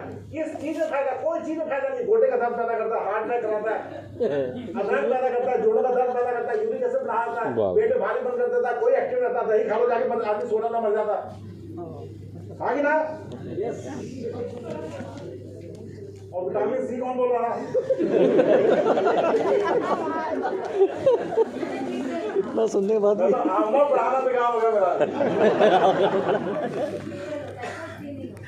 अब सुनिए ध्यान से, ठीक है। हम सब ना एक दूसरे से सीखने हैं, मैं भी साथ ही सीखने आया हूँ। मैं कोई बहुत महान तो नहीं, मैं आपको बताऊँ। मैं ये प्रूव करने आया हूँ कि आईएमसी और आयुर्वेद एक, इसलिए टीचर बन गया। आईएमसी आयुर्वेद एक।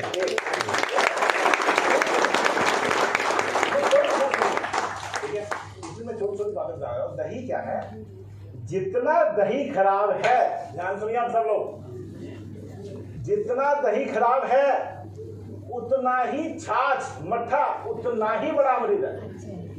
उसी दही की पतली लस्सी, छाछ, मट्ठा, ये अमृत है, सबसे बड़ा अमृत। अब कोई व्यक्ति आता है आपके पास, कहता डॉक्टर साहब मुझे एसिडिटी होती है। जब मुझे एसिडिटी होती है तो मेरा मन करता है कि मैं ठंडा ठंडा खाऊं, मैं दही खा लेता हूं। दही खाने से और एसिडिटी बढ़ जाती है उसकी। डॉक्टर साहब लस्सी फूट गई तो मैंने और दही खा ली, और लस्सी फूटने लगी। खाने में ठंडा लगता है, फ्रिज में से निकाल के तो खाता तो कहता हाँ ठंडक पड़ गई। ठंडक नहीं पड़ गई, बैंड बच गया। तो अगर उसी दही की 4-5 चम्मच दही ले ली, खूब सारा पानी ले लिया, उसको फेंट दिया, भुना हुआ जीरा, काला मिर्च, काला नमक डाल के उसको आप रोज पीजिए, वो आपके पेट के लिए अमृत है। अमृत, तक्र, आयुर्वेद में तक्र बोला जाता है इसको। तक्र अमृत के समान, तक्र जो है अमृत के समान है। एवरी डे पीजिए। हम दही कब खाते हैं? गर्मियों में। खाने वाली कब चीज है? सर्दियों में। दही गर्म होता है, इसे सर्दियों में खाना चाहिए। हम कब खाते हैं? गर्मियों में। क्यों? Mental blockage. लस्सी स्वाद नहीं लगती, दही खूब गाढ़ा गाढ़ा, और गाढ़ा हो, और जितना गाढ़ा उतना बैठ में जाएगा। आयुर्वेद में लिखा है दही खाइए, गाय के दूध की, देसी गाय की देसी दूध की दही खाइए। ये पॉसिबल ही नहीं आजकल, इसलिए मैं मना कर रहा हूं। मैं इसके खिलाफ नहीं हूं, मैं इसलिए मना कर रहा हूं, ये चीज मिलेगी नहीं, काम आपका होगा नहीं, बैठ बढ़ता जाएगा हमारा। इसलिए दही जो है वो गर्म है। क्यों गर्म है? अब मैं आपको प्रूफ करता हूं क्यों गर्म है और क्यों ठंडी है, मैं सब प्रूफ कर दूं। जब किसी को लूज मोशन लग जाती है, लगती है ना लोगों को लूज मोशन, जब लूज मोशन आ जाती है, जो हमारी अग्नि होती है, अग्नि अग्नि वो झड़ जाती है, खत्म हो जाती है, भूख लगना बंद हो जाती है। उस भूख को दोबारा उठाने के लिए, अग्नि को बढ़ाने के लिए दही खिलाई जाती है।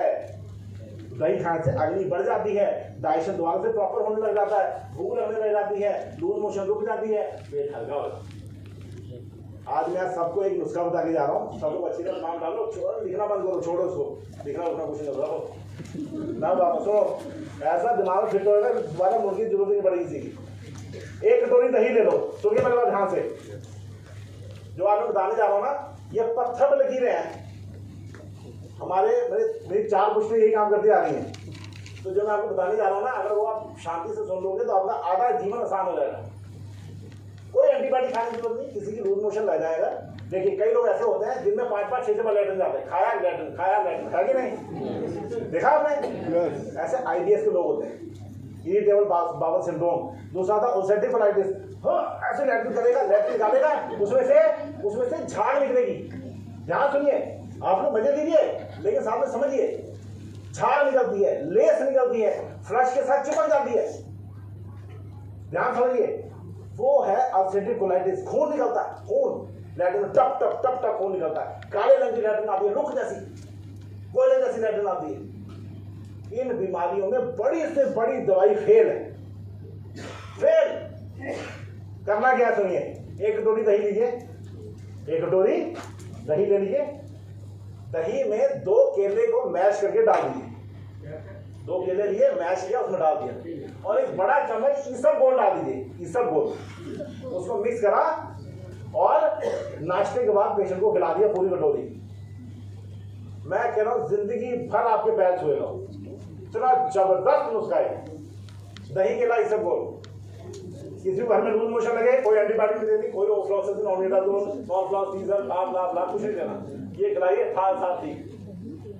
अब ऐसी लूज मोशन लगी कंट्रोल में नहीं आ रही, अब ऐसी लूज मोशन लगी कंट्रोल में नहीं आ रही, तब क्या करेंगे? तब क्या करेंगे? कोई है किसी में नुस्खा? सुनिए फिर, नाभि के आसपास आटे की लोई बिछा दो, ये आपको नाभि है, इसके आसपास से आटे की लोई थोड़ी सी बना के लगा दो, ठीक है? उसके अंदर अदरक का रस भर दो, तुरंत एकदम आपकी लूज मोशन हो जाएगी, ठीक है? लूज मोशन बंद हो जाएगी तुरंत। लूज मोशन को रोकने का इंस्टेंट नुस्खा, दही के लिए इससे तो मैंने बता ही दिया, दूसरा ये बताया मैंने आपको, इंस्टेंटली उसी वक्त जो है लूज मोशन आपकी कंट्रोल में आ जाएगी, ठीक है?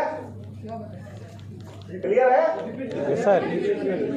नाभि है, नाभि के आसपास हमने आटे की लोई जैसा एक चक्कर बना देना है, जैसे सांप सारे बनाते हैं हम, सांप बनाइए लोई के आसपास बना देते हैं उसको, पता लगा आपको?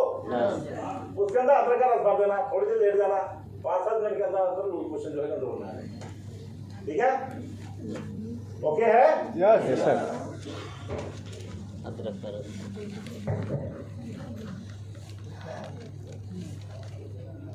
जो मक्खन है, मक्खन वो अच्छा है कि खराब? बोलना तो पड़ेगा, बोलना तो पड़ेगा। अच्छा, भारी है कि हल्का? भारी भारी। आपको कैसे पता हल्का है? लोग कहते हैं कोलेस्ट्रॉल बढ़ाता, आप कहते हल्का है, भारी। बताइए भाई साहब, जो मक्खन है घर में हम निकालते हैं जो, वो अच्छा है कि खराब? कोलेस्ट्रॉल को बढ़ाता है कि नहीं? बढ़ाता है। क्यों नहीं बढ़ाता? ऊपर तैरता है। और दूसरी बात हमको ये पता है कि हमारे कृष्ण भगवान बिल्कुल मक्खन खाते थे, अगर उनका कोलेस्ट्रॉल नहीं बढ़ा तो हमारा क्यों बढ़ेगा?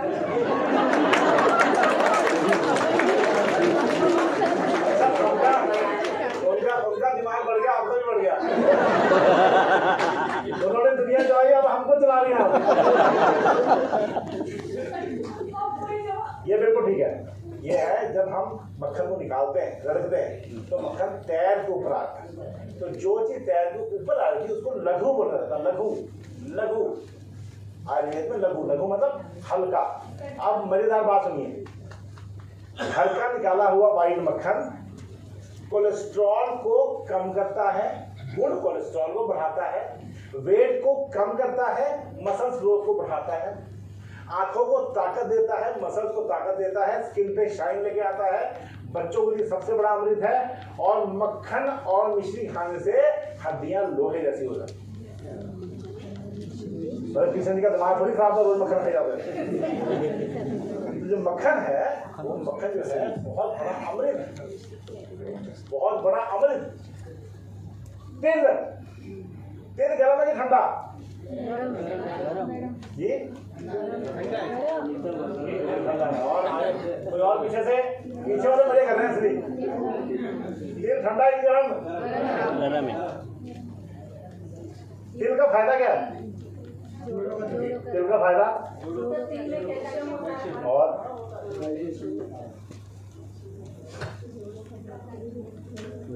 देखिए आयुर्वेद में लिखा है कफम पंगु पितम पंगु पंगवो मलधात्मनः वायुना यत् नियंते तत् गच्छन्ति मेघवतः। क्या है मतलब इसका? जैसे आकाश में बादल जो हैं वो एक जगह लकड़ी की तरह खड़े रहते हैं, हवा आती है उधर ले जाती है, उधर चले जाते हैं, फिर उधर से उधर ले जाती है। वैसे ही हमारे शरीर में जो वात, जो पित्त और कफ है वो पंगु हैं, लंगड़े हैं, लंगड़े कहीं चल आ जा नहीं सकते। तो वायु जो है उनको पकड़ी कभी उधर ले जाती, कभी उधर ले जाती, वही बीमारी पैदा करती है। जैसे वायु उठा के अगर गोड्डे में चली गई तो जोड़े का दर्द पैदा कर देगी, वही अगर सारे जॉइंट से चली गई तो गठिया पैदा कर देगी। तो सबकी जड़ कौन है? वायु। अगर वायु को कंट्रोल में लिया जाए, वायु को कंट्रोल कर लिया जाए, क्योंकि 80 प्रकार की बीमारियां सिर्फ वायु से होती है। जितनी बीमारियों को नाम लोगे उसमें से 80% जो बीमारियां वायु की होती हैं। और वो वायु की बीमारी को कंट्रोल करने के लिए तिल सबसे अच्छा है। तिल जो है, तिल का तेल हो गया, तिल हो गया, ये सब चीजें जो है ये बहुत ही ज्यादा अमृत। आयुर्वेद इतना सिंपल है कि आप अगर आपको सिर्फ उसको सिंपली समझ लेना तो आपको कुछ करने की जरूरत नहीं। अचार घर में सबके होगा, आपकी दादी ने बनाया होगा या आपकी माँ ने बनाते हैं ना लोग, खराब ही नहीं होता। क्यों? अचार खराब क्यों नहीं होता? मसाले होते हैं, तेल होता है और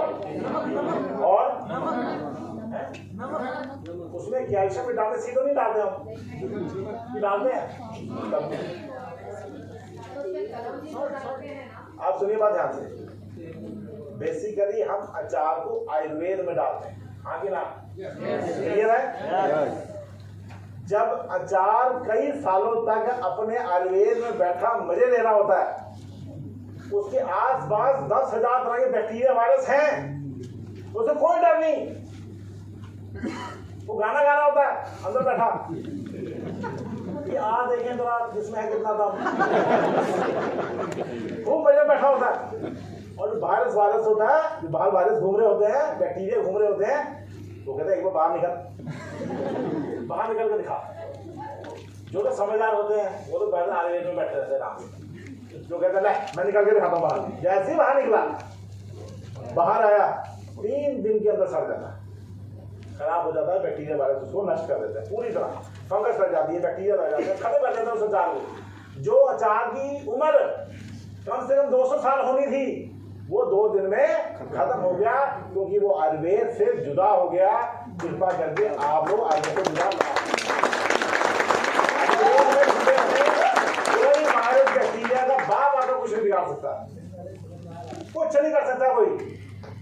रीजन ये है कि आयुर्वेद एक ऐसी शील्ड, प्रोटेक्टिव शील्ड है जिसमें तो ग्रो करना है। बाकी देखिए क्या बड़ा साइंस है, मैं आपको साइंस बताता हूँ, मजा आएगा आपको साइंस सुन के। आपने 50 तरह के एंटीबायोटिक सुने होंगे, सुने ना? 50 तरह के एंटीबायोटिक, इस बैक्टीरिया के लिए ये, इस बैक्टीरिया के लिए ये, इस बैक्टीरिया के लिए ये, है कि नहीं? कुछ दिन बाद वो भी काम नहीं करते, हाँ कि ना? करोड़ों रुपए खर्च होते हैं उसके ऊपर, फिर भी काम नहीं करते, हाँ कि ना?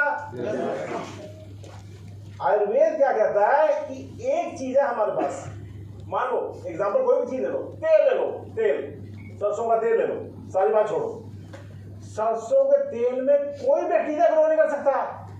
जो मर्जी आ रहा है, किसी का बाप आ जाए, आएगा खत्म, आएगा खत्म, आएगा खत्म। हमारी जो आयुर्वेद है अहिंसावादी, किसी को नहीं मारती, खुद ही आके मर जाते लोग, एकदम अहिंसावादी आयुर्वेद। अब क्या करती है आप लोग, आपने सुना होगा कि वो जो एंटीबायोटिक है रेजिस्टेंट हो गई, सुना रेजिस्टेंट हो गई, काम नहीं कर रही अब, है कि नहीं, सुना रहे?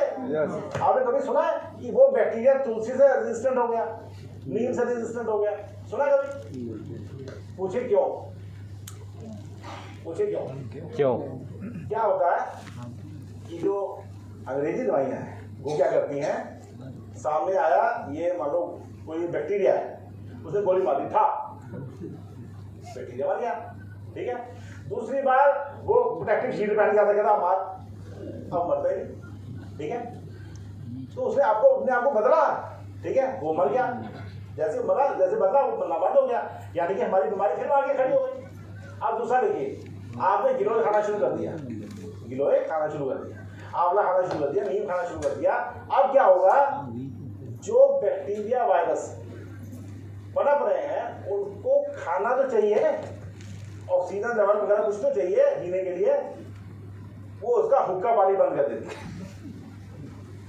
जो गिलोय, तुलसी, हल्दी, सबका, हर एक बैक्टीरिया वायरस का उसका हुक्का पानी बंद कर देती है। जितनी उसकी उम्र होती है, 1 दिन, 2 दिन, 5 दिन, 10 दिन, 12 दिन, वो जिंदा रहता है, फिर खुद ही मर जाता। ये है आयुर्वेद। तो इसके अगेंस्ट वो कुछ कर ही नहीं पाता, कोई बैक्टीरिया वायरस हमारी औषधियों के खिलाफ कुछ कर ही नहीं पाता, क्योंकि जो वर्किंग स्टाइल है वो अहिंसावादी है, कुछ नहीं करता। खाना पीना बंद हो गया, मान लो हमारा खाना बंद हो जाए, हम लोग 15 दिन में खत्म, हाँ ना, 5 दिन 10 दिन 15 दिन में खत्म, यही बात है ना। वैसे ही वो उसे खाना पीना बंद कर देता हूँ, बस कुछ नहीं करता। तो हर एक वायरस बैक्टीरिया को जिंदा रहने के लिए, हर जीव को जिंदा रहने के लिए कुछ चाहिए, वो चीज उसको मिली मदद है और बैक्टीरिया वायरस मर जाता है। यही पावर है आयुर्वेद। इसलिए 5000 साल पहले जिस इफेक्टिवनेस के साथ तुलसी, हल्दी, नीम, गिलोय काम करती थी, आज भी उसी इफेक्टिवनेस के साथ तुलसी, हल्दी, नीम, गिलोय काम करती है। ये आयुर्वेद की सबसे बड़ी बात है।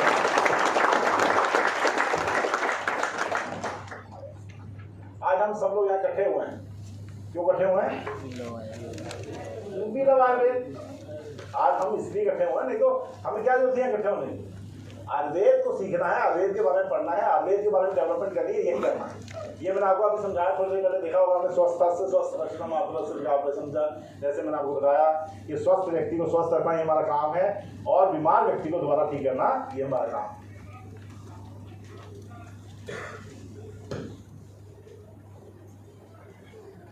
अब ये देखिए ध्यान से,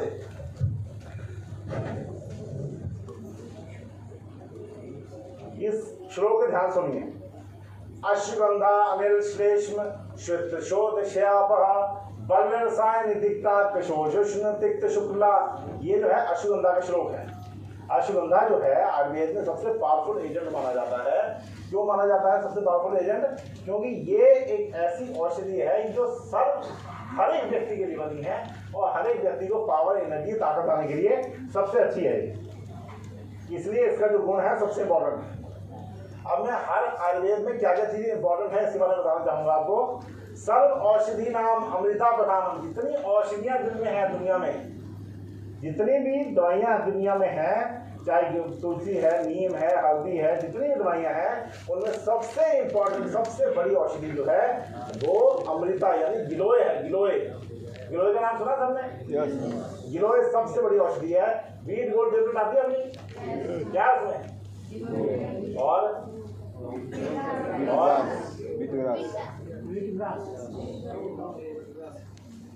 जितने भी बीमारियों में लोगों को बुखार होता है उसमें वीट गोल्ड आंख बंद करके देना शुरू कर दीजिए, आपको फायदा मिलेगा ही मिलेगा। ऐसा हो ही नहीं सकता मिले ना। कोई बुखार हो, नजला हो, जुकाम हो, पेट दर्द हो, सांस हो, किसी भी कारण से बीमारी से बुखार अगर आ रहा है किसी व्यक्ति को, वीट गोल्ड देना शुरू कर दीजिए। जैसे गिलोय अंदर जाएगी बीमारी की पावर उसी दिन से कम होनी शुरू हो जाएगी। उसी दिन से सबसे बड़ा आयुर्वेद का रिजल्ट अगर किसी ने पाना है वो है फीवर में। फीवर में अगर किसी ने सही तरीके से आयुर्वेदिक दवाइयां दे दी, और फीवर एक महारोग माना गया है बीमारियों में, सबसे बड़ी जो चीजें हैं वो फीवर है। हर बीमारी में फीवर हो जाता है, उस फीवर में ये देना सबसे जरूरी है। सर्व औषधि नाम जितनी औषधियां दुनिया में हैं उसमें अमृता यानी गिलोय सबसे ज्यादा प्रधान है। ठीक है, आगे का लिखा है सर्वेषु सौख्यम अशनम प्रधानम। क्या मतलब है इसका कि दुनिया में सबसे बड़ा सुख क्या है? सुख क्या है? धन दौलत ये वो अनशन ये सब सुख है ना। इनमें सबसे बड़ा सुख क्या है? निरोगी का है, सिर्फ बड़ा ही सुख है। क्या सुख है? अन्न का सुख, अन्न का। अभी 2 बजे जैसे 2 बजेंगे जो सुख मिलेगा उसके बाद आपको कोई वो नहीं है।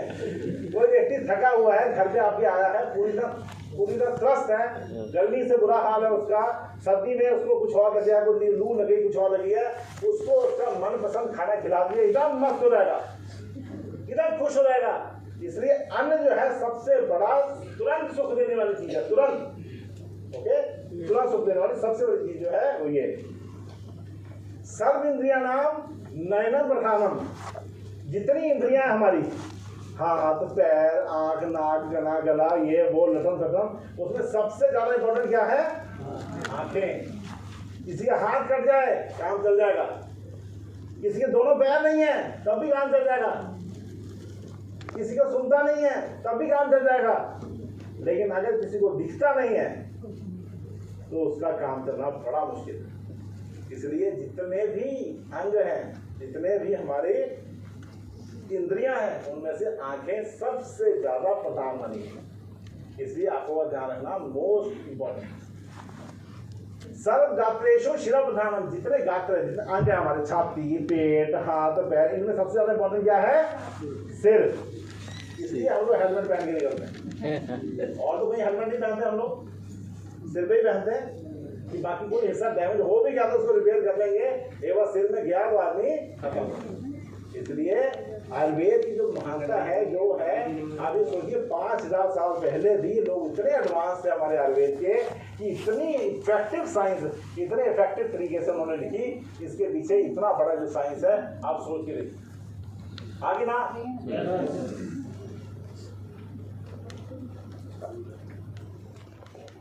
विद्यामल के सर्वान रसा लवण वर्जिताम। ये आंवले के बारे में बोला जाता है, ध्यान से सुनिए।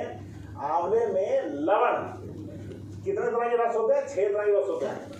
मधुर, अम्ल, लवण, कटु, तिक्त, कषाय। ये 6 तरह के रस होते हैं। रस जो होते हैं, कोई चीज खट्टी लगती है, कोई चीज मीठी लगती है, कोई चीज बहुत सैदी लगती है, ऐसी चीज होती है। ऐसे 6 रस होते हैं। उन 6 रसों में जो लवण रस है, नमक वाला जो रस है, वो आंवले में नहीं होता, बाकी सारे रस होते हैं। मधुर, अम्ल, लवण नहीं होता। मधुर, अम्ल, कटु, तिक्त, कषाय, ये सारे रस होते हैं। इसलिए जैसे आंवला खाएंगे, कच्चा आंवला खाया किसी ने? जैसे कच्चा आंवला खाएंगे खट्टा लगेगा, हाँ कि ना? और थोड़ी देर बाद मीठा हो जाएगा क्योंकि उसमें मधुर रस है। रूक्षम स्वादु कषाय अम्लम। रूक्षम यानी कि वेट को कम करने वाला है। आंवला खाने से वेट कम होता है, एनर्जी ज्यादा आती है, जो फैट्स है वो रिडक्शन होती है, हार्ट में ताकत मिलती है, एनर्जी लेवल हाई रहता है। ये सारी चीजें। स्वादु कषाय अम्लम कफ पित्तम हरम दलम। कफ और पित्त, ध्यान सुनिए, यहाँ सबसे बड़ी गलती लोग करते हैं कि लोग कहते हैं आंवला खट्टा होता है जिससे गला खराब हो जाता है, हाँ जी ना? जबकि गले के, नाक के, नजला, जुकाम, खांसी सब में आंवले का बहुत बड़ा रोल है। जो लोग लगातार विटामिन सी आंवले वाला लेते रहते हैं, उनको गला खराब होने के चांसेस, जुकाम होने के चांसेस, खांसी होने के चांसेस बहुत ही कम हो जाते हैं। ठीक,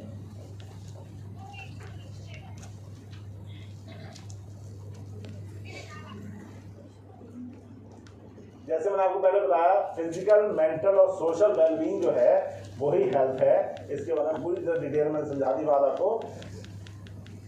और जैसे मैंने आपको बताया कि स्वस्थ से स्वस्थ रक्षण, जो स्वस्थ व्यक्ति को स्वस्थ रखने के लिए आयुर्वेद में क्या बताया हुआ है कि हिमालयन बेरी जूस, जीवन शक्ति, अर्जुनादेश, noni juice, sugar away, aloe noni juice, aloe पाचक, जितनी चीजें हैं, ये सारी चीजें हमारी हेल्थ को मेंटेन करने के लिए, कोई बीमारी को दूर करने के लिए नहीं है।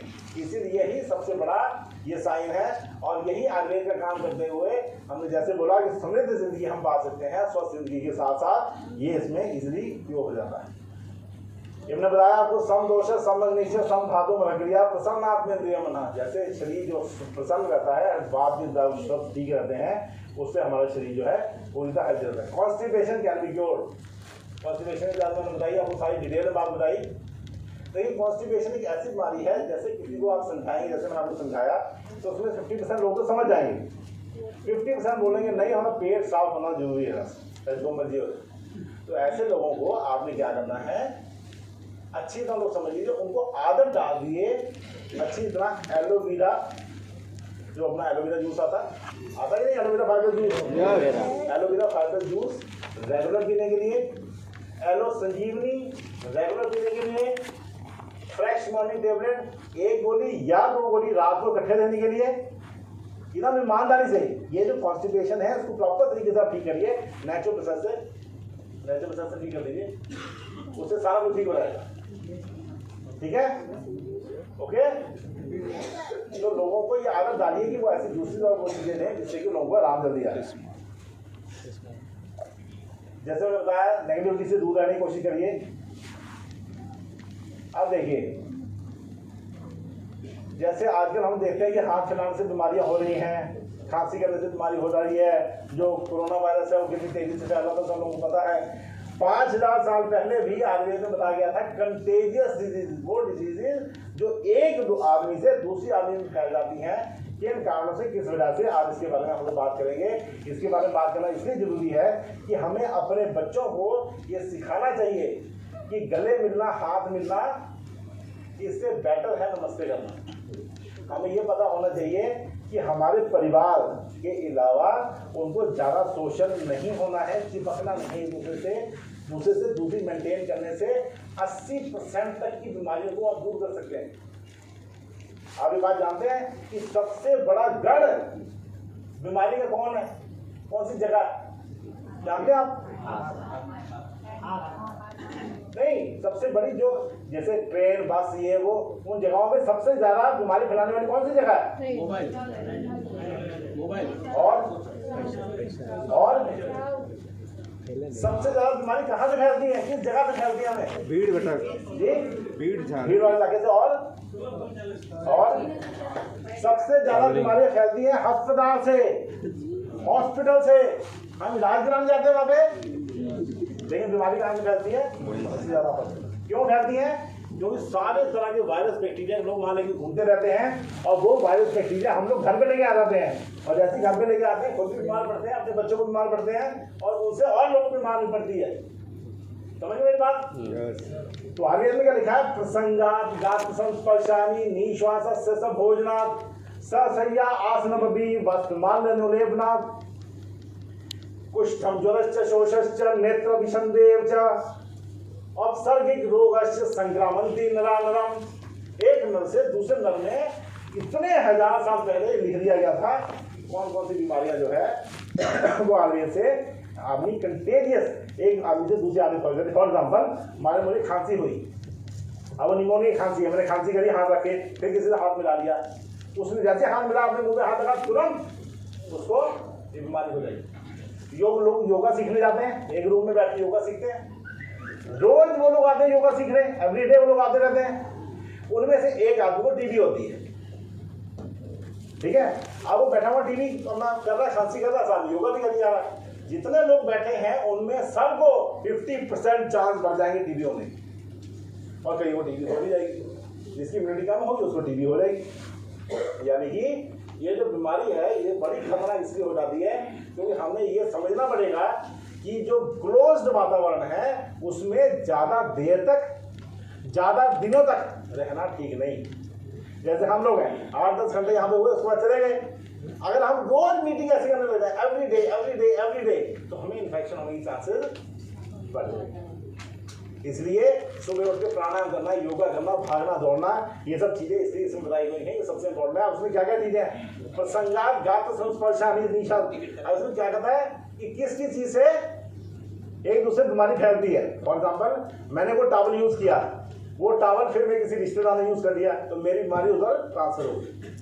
मैंने कोई माला पहनी तो माला मैंने उतार के रखी, किसने माला पहन ली तब हो गया।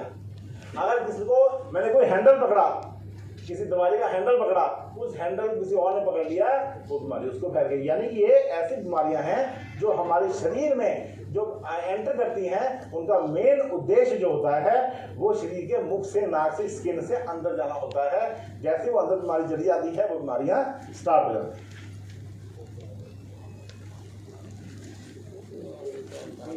यहाँ पे कितने लोग बैठे हैं जिनको अभी यूरिन आया हुआ है, ये बताइए। लेकिन वो बैठेंगे तो थोड़ी रुक जाते मिल जाएंगे। कई लोग होंगे ऐसे, 1-2 लोग तो होंगे, ठीक है। अब आयुर्वेद में ये बड़ी खतरनाक चीज है, ध्यान से सुनिएगा आप लोग। मैं आपको इसलिए बता रहा हूँ क्योंकि आपको ये सब चीज पता होनी चाहिए कि कितने तरह के ऐसे वेग हैं जिनको हमें बिल्कुल भी रोकना नहीं चाहिए। वो कौन कौन से ऐसे हैं? आयुर्वेद में इसमें श्लोक लिखा हुआ देखिए सामने। ना विगान धारधिमान जातान मूत्र पुरुष्यो ना रेत्सो ना वातस्य ना छरद्या शब्दोंच ना उद्गारस्य न जिह्वाया ना विगान शुद्ध पास्यो ना बाष्पस्य न निद्राया निश्वासस्य शमेन। मतलब किसी को लैट्रिन का वेग आया हुआ है, उसको रोक के बैठा हुआ है। किसी को यूरिन का वेग आया हुआ है, वो रोक के बैठा हुआ है। किसी को छींक आ रही है, वो रोक के बैठा हुआ है। किसी को अंगड़ाई आ रही है, वो रोक के बैठा हुआ है। किसी को वासी आ रही है, वो यहाँ रोक के नहीं बैठे, वो लोग मजे ले रहे हैं, ठीक है। तो वासी आ रही है, वो कर रहे हैं।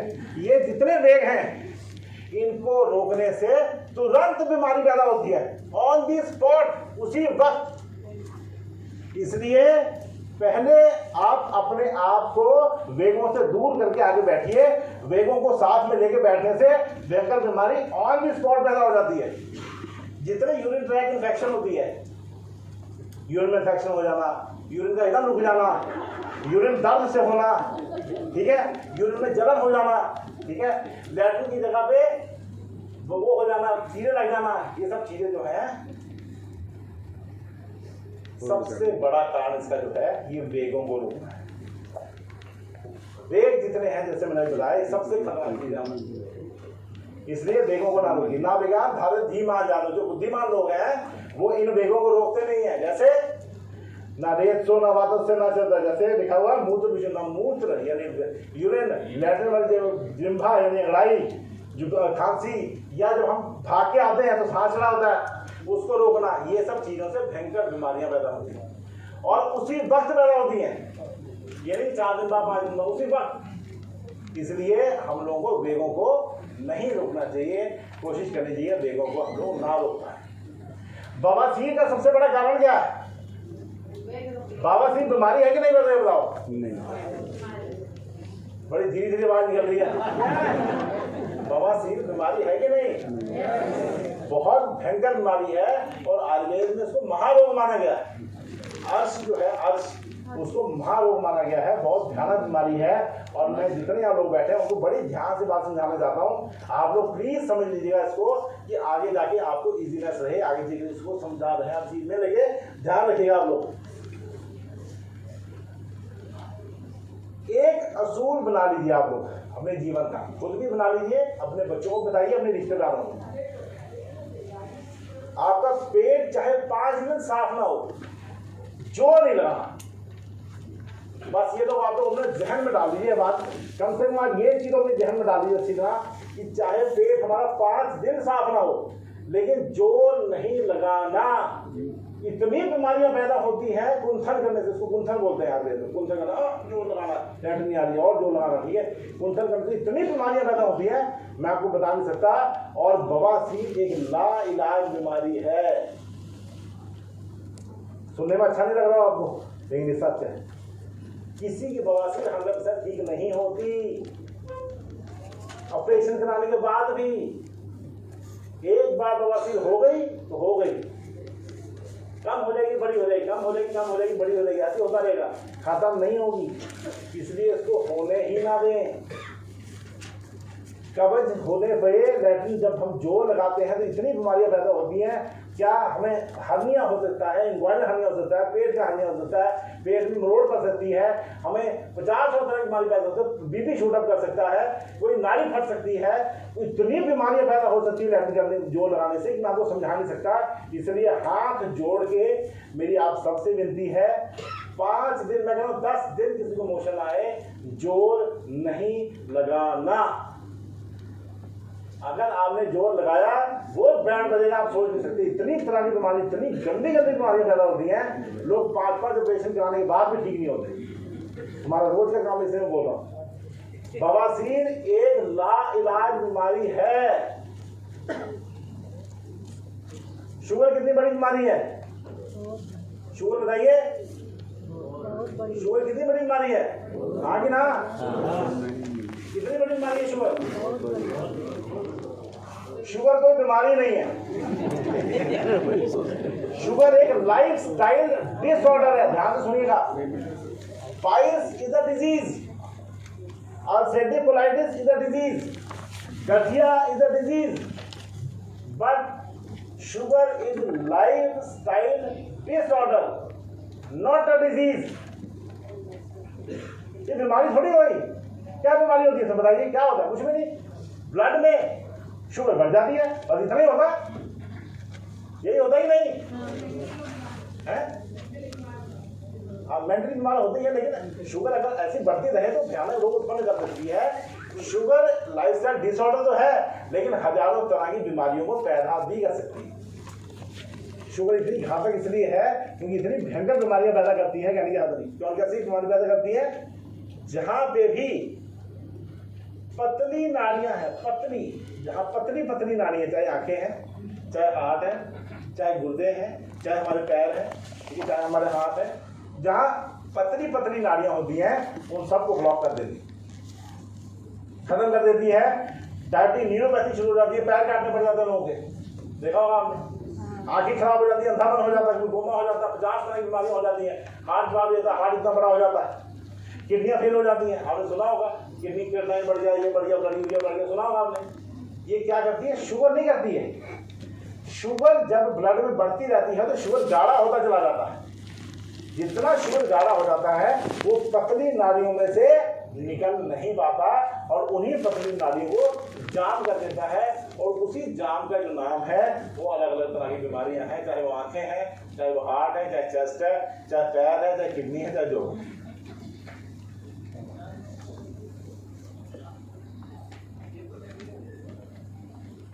देखिए, आयुर्वेद की जो आज हम लोग ये मुहिम चला रहे हैं, ये मुहिम इसलिए चला रहे हैं कि लोगों को आयुर्वेद का पूरा ज्ञान हो, और इस मुहिम में हम लोग भाग लें, पार्टिसिपेट करें। पार्टिसिपेट, भागे ना, और अगर भागे तो फिर जिंदगी में और कुछ हम करने लायक नहीं देंगे, मेरी गारंटी। क्योंकि अगर हम आयुर्वेद को सही तरह नहीं कर पाए, हमारे देश की मेन नेटिव चीज को ठीक तरह नहीं कर पाए, हम अपने देश के जो मूलभूत चीज है उसको आगे ना बढ़ा पाए, तो हम कुछ भी नहीं कर पाएंगे। क्योंकि ये सबसे ऐसी चीज है जिसको हम कर सकते हैं। देखिए, मैं बताता हूँ आईएमसी ने क्या किया है आयुर्वेद के लिए। आप ध्यान सुनिएगा। आयुर्वेद को इतना नेगलेक्ट क्यों किया गया, मुझे बताइए आप लोग। आज से 20 साल पहले आयुर्वेद को इतना नेगलेक्ट क्यों किया गया? बताइए, लोगों ने इसको क्यों नहीं अपनाया? बताइए। मतलब हम लोगों ने देखा है कि पहले क्या था कि आयुर्वेद जो भी जड़ी बूटी से जब के संबंधित जब भी हम इलाज करते थे, बोलते थे लाओ इसको दो, उन्हें पानी में उबालो, उसके बाद उसका काढ़ा बनाओ, उसमें कितना इंग्रेडिएंट होना चाहिए, कितना सारा जो प्रोसीजर था वो सबके बस की बात नहीं थी। और इसीलिए मतलब इलाज में कुछ इधर उधर आगे पीछे हो गया तो काढ़ा देने की वजह से नुकसान करता है। और इसके अलावा और कुछ तुरंत जल्दी। और एलोपैथी ने बहुत ही कमर्शियलाइज किया है। एलोपैथी ने एडवांस किया, कमर्शियलाइज बहुत किया, एडवर्टाइज कमर्शियलाइज किया, बिल्कुल ठीक है। और सही जानकारी ना होना, आयुर्वेद की सही जानकारी ना होना, बिल्कुल ठीक है। और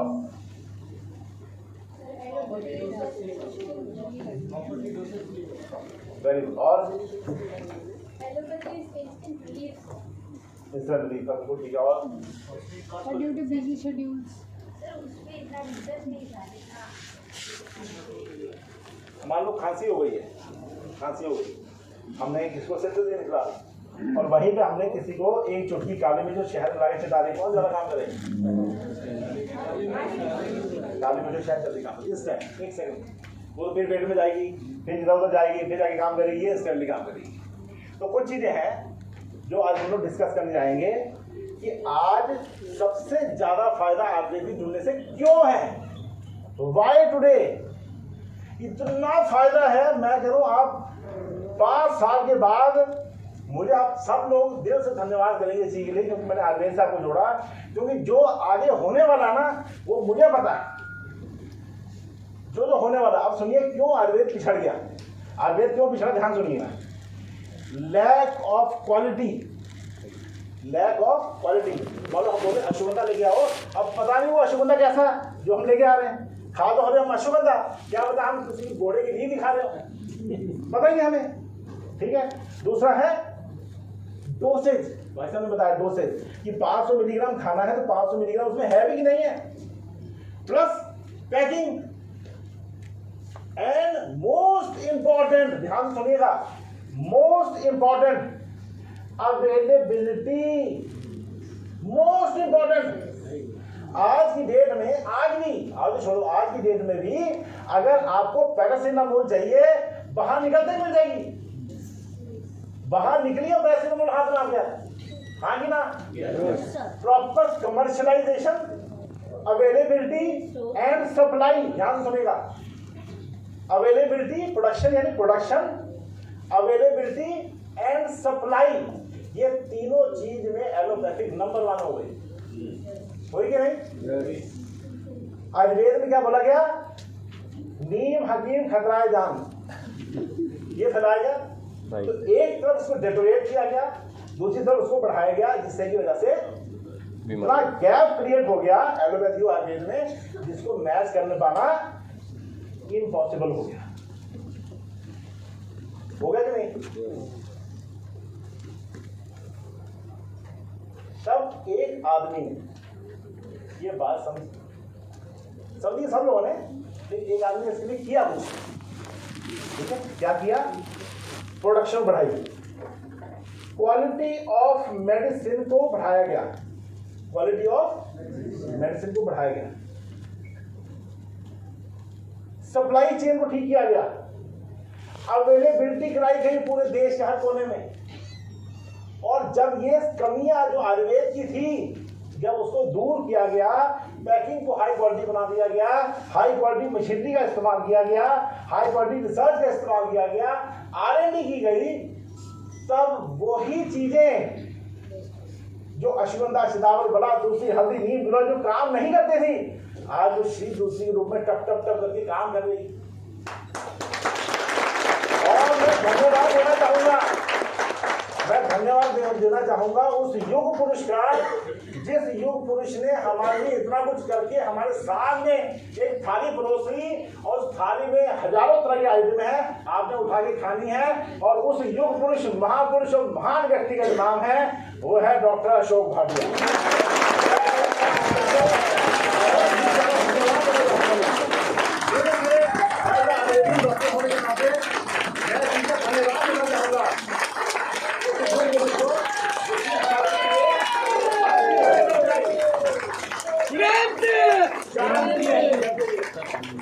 पहले मेरी डॉक्टर अशोक भाटिया के साथ बैठक थी, बहुत देर हम लोग बात किए, मैं बात कर रहा था डॉक्टर साहब हम लोग ना ये डेवलपमेंट वाले प्रोग्राम कर रहे हैं, लोगों को नॉलेज पहुंचा रहे हैं।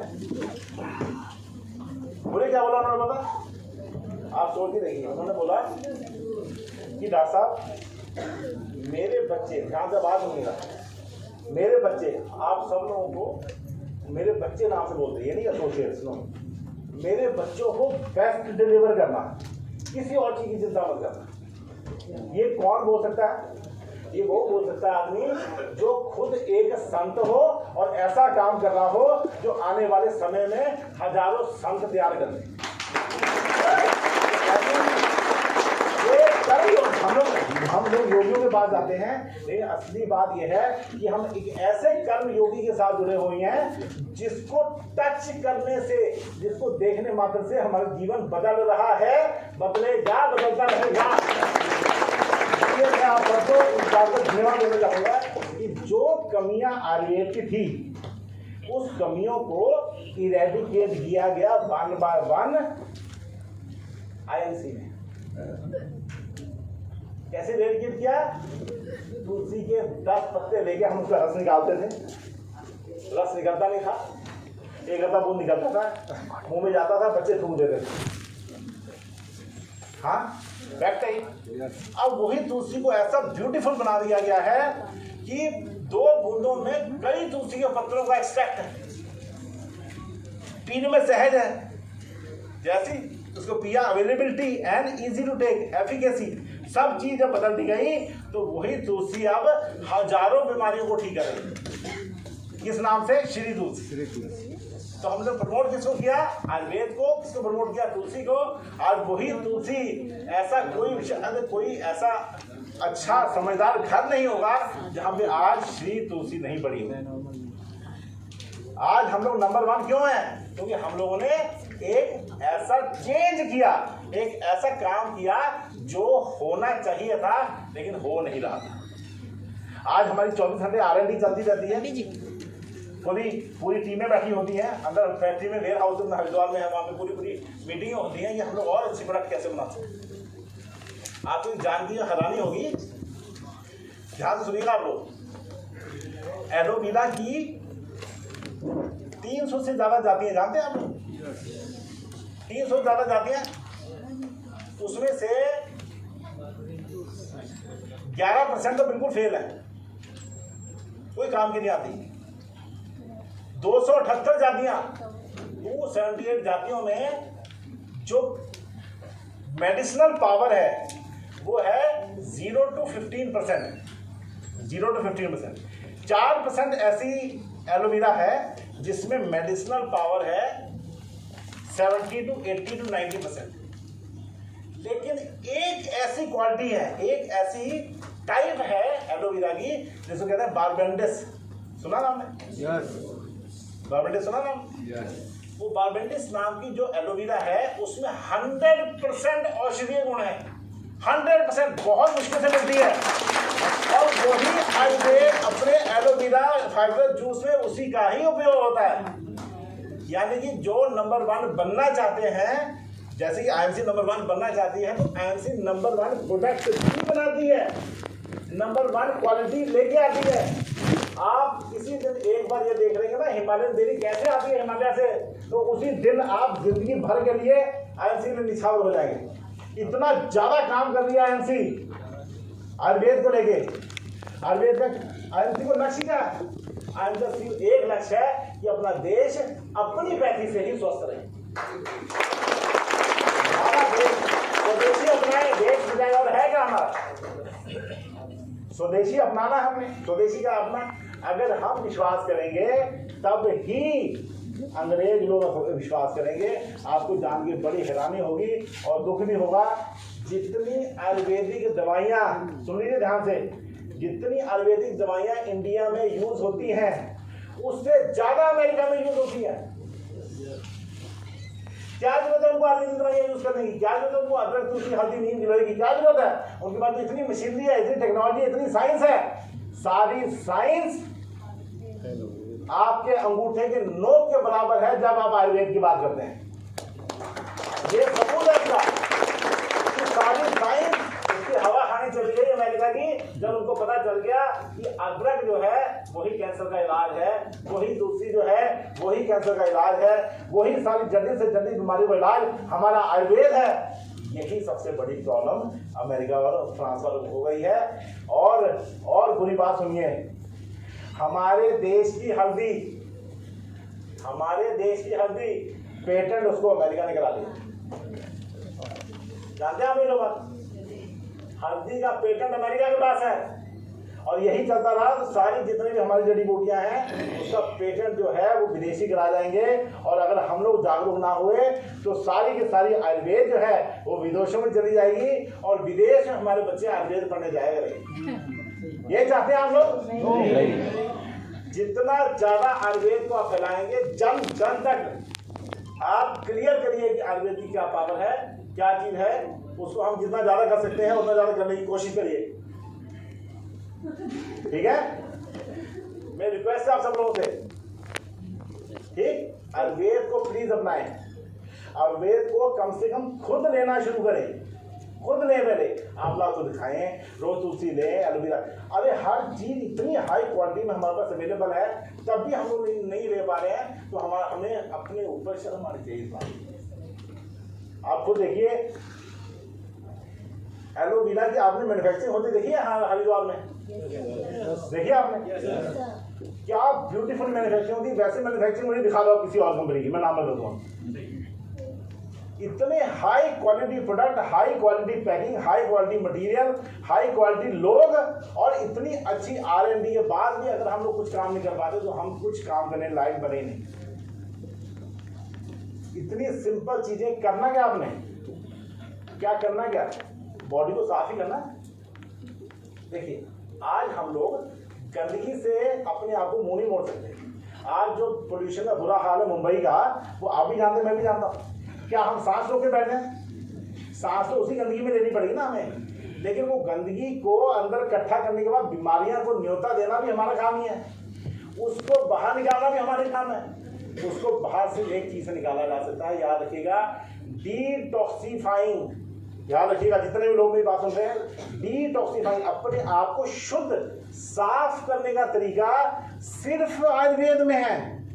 ओनली फॉर एग्जाम्पल मैं आपकी बात कर रहा हूँ, ठीक है। अगर त्रिफला वो अगर आप लगातार लेती रहें तो आपका जो स्ट्रेस लेवल है, ठीक है, मैं आपको बता रहा हूँ, स्ट्रेस लेवल बहुत ज्यादा, स्ट्रेस लेवल जो है पहले दिन से कम होना शुरू कर जाएगा, because due to blockages in mental level आपको स्ट्रेस, एंजाइटी, पैनिक बहुत ज्यादा। तो उसको रिड्यूस करने का तरीका क्या है? डिटॉक्सिफाई करना, शुद्ध करना बॉडी को। चवन ऋषि बुढ़ापे में शादी करना चाहते थे, जवान होकर दोबारा शादी करनी, क्यों, वाई, कैसे पॉसिबल है ये? यस पॉसिबल है। क्या आपकी आप 30 साल के दिख रहे हैं, आपको 20 साल का दिखाया जा सकता है? हाँ दिखाया जा सकता है, सिर्फ आयुर्वेद में पॉसिबल है। ओनली इन आयुर्वेद, सिर्फ आयुर्वेद एक ऐसी साइंस है जिसमें आदमी को जवान बनाया जा सकता है, बूढ़े को जवान बनाया जा सकता है दोबारा, और कुछ दिनों में, सालों में नहीं, कुछ दिनों में जवान बनाया जा सकता है। आप वो बात छोड़िए, मैं आपको सिंपल 2 टेक्निक बताता हूँ। 3 महीने फ्रूट्स और आंवले का सेवन करिए, सिर्फ 3 महीने मेरे कहने में, मैक्सिमम 90% फ्रूट्स एंड आंवला, एक आधा रोटी खा लीजिए बाकी, ठीक है। फ्रूट्स एंड आंवला सेवन करिए, अपनी फोटो खींच लीजिए, 3 महीने बाद दोबारा मुझे फोटो खींच के दिखाइए। अगर उसमें 1 साल का फर्क या 2 साल का फर्क ना हो, जिंदगी में आपको करीबन लेकर लेक्चर देने नहीं आऊंगा। करके देखिए आप, कोई बीमारी आपकी ठीक नहीं हो रही है, आपको अल्सर ठीक नहीं हो रहा, पेट का, पेट में दर्द रहता है, सिर दर्द रहता, माइग्रेन है, लटम सटम, पैर में यूरिक एसिड बढ़ गया है, पेट में गैस बन जाती है, हाथों पैरों में दर्द रहता है, उल्टी सा मन करता है, घबराहट होती है, बेचैनी होती है, ये सब की सब इसी चीज से ठीक हो जाएगी। ओनली दिस, एक बार मेरे कहने में करके देखिए।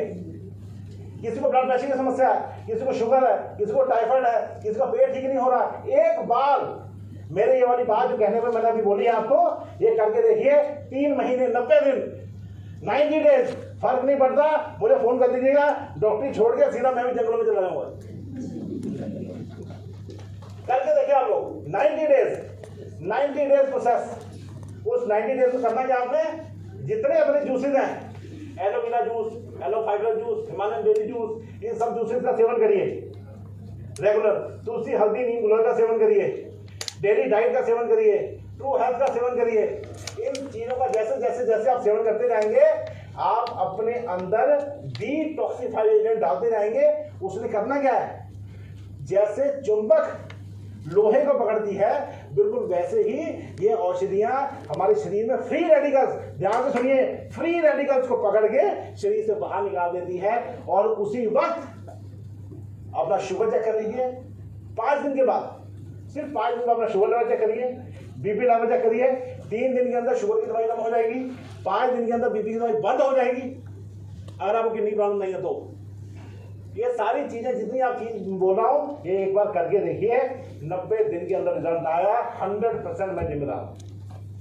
कोई रोग, एनी रोग यू कैन थिंक ऑफ, सारी स्वस्थता से स्वस्थ लक्षण याद रखिएगा। ये जिस दिन, देखिए मैं आपको कामयाबी का सूत्र बताता हूं, ध्यान सुनिए, जितने लोग यहाँ सुन रहे, बस 1 मिनट की मेरी बात यहाँ सुन रही है। मैं आपको आज कामयाबी का एक सूत्र देके जा रहा हूं। पहली बात, आपने मेरी बात सुन ली, मेरी बात सुन ली, एक बार मेरी बात मान लीजिए, बात सुन ली, आपको लगा हो सकता है, मान लीजिए एक बार, बस उसी वक्त आप लोग कामयाब हैं। मान लीजिए बस एक बार मेरी बात मान के देखिए, कोई आपके घर में कोई माता भाई बहन चाचा चूचा कोई बीमार पड़ता है, 90 दिन उसको इस डाइट पे ले आइए, फिर मुझसे बात करिए। कोई रोग, एनी रोग, बवासीर, शुगर, ब्लड प्रेशर, आंखों की प्रॉब्लम, किडनी की प्रॉब्लम, हार्ट की प्रॉब्लम, लीवर की प्रॉब्लम, कोई रोग, डिटॉक्सिफाई इंजन अपने अंदर डालिए। फ्री रेडिकल स्क्वेंजर बोलते हैं इसको, free radical scavenger, free radicals को बाहर निकाल देता है, फ्री रेडिकल्स बाहर निकाल के एंटीऑक्सीडेंट हमारे शरीर में भर देता है। मजा ले रहा है। किसी आदमी को प्यास लगी है, उसको पानी पिलाओगे, उसको प्यास मिलेगी नहीं। आपने अपने सेल्स की प्यास बुझानी है। आपको प्यास लगती है, आप कोल्ड ड्रिंक पी लेते हो, आपको प्यास लगती है, आप नींबू पानी पी लेते हो, पानी क्यों नहीं पी रहे आप लोग? पानी पीजिए। समय आ गया है कि हमें पता होना चाहिए हमें बीमारी क्या है, कैसे ठीक करनी बीमारी हमने।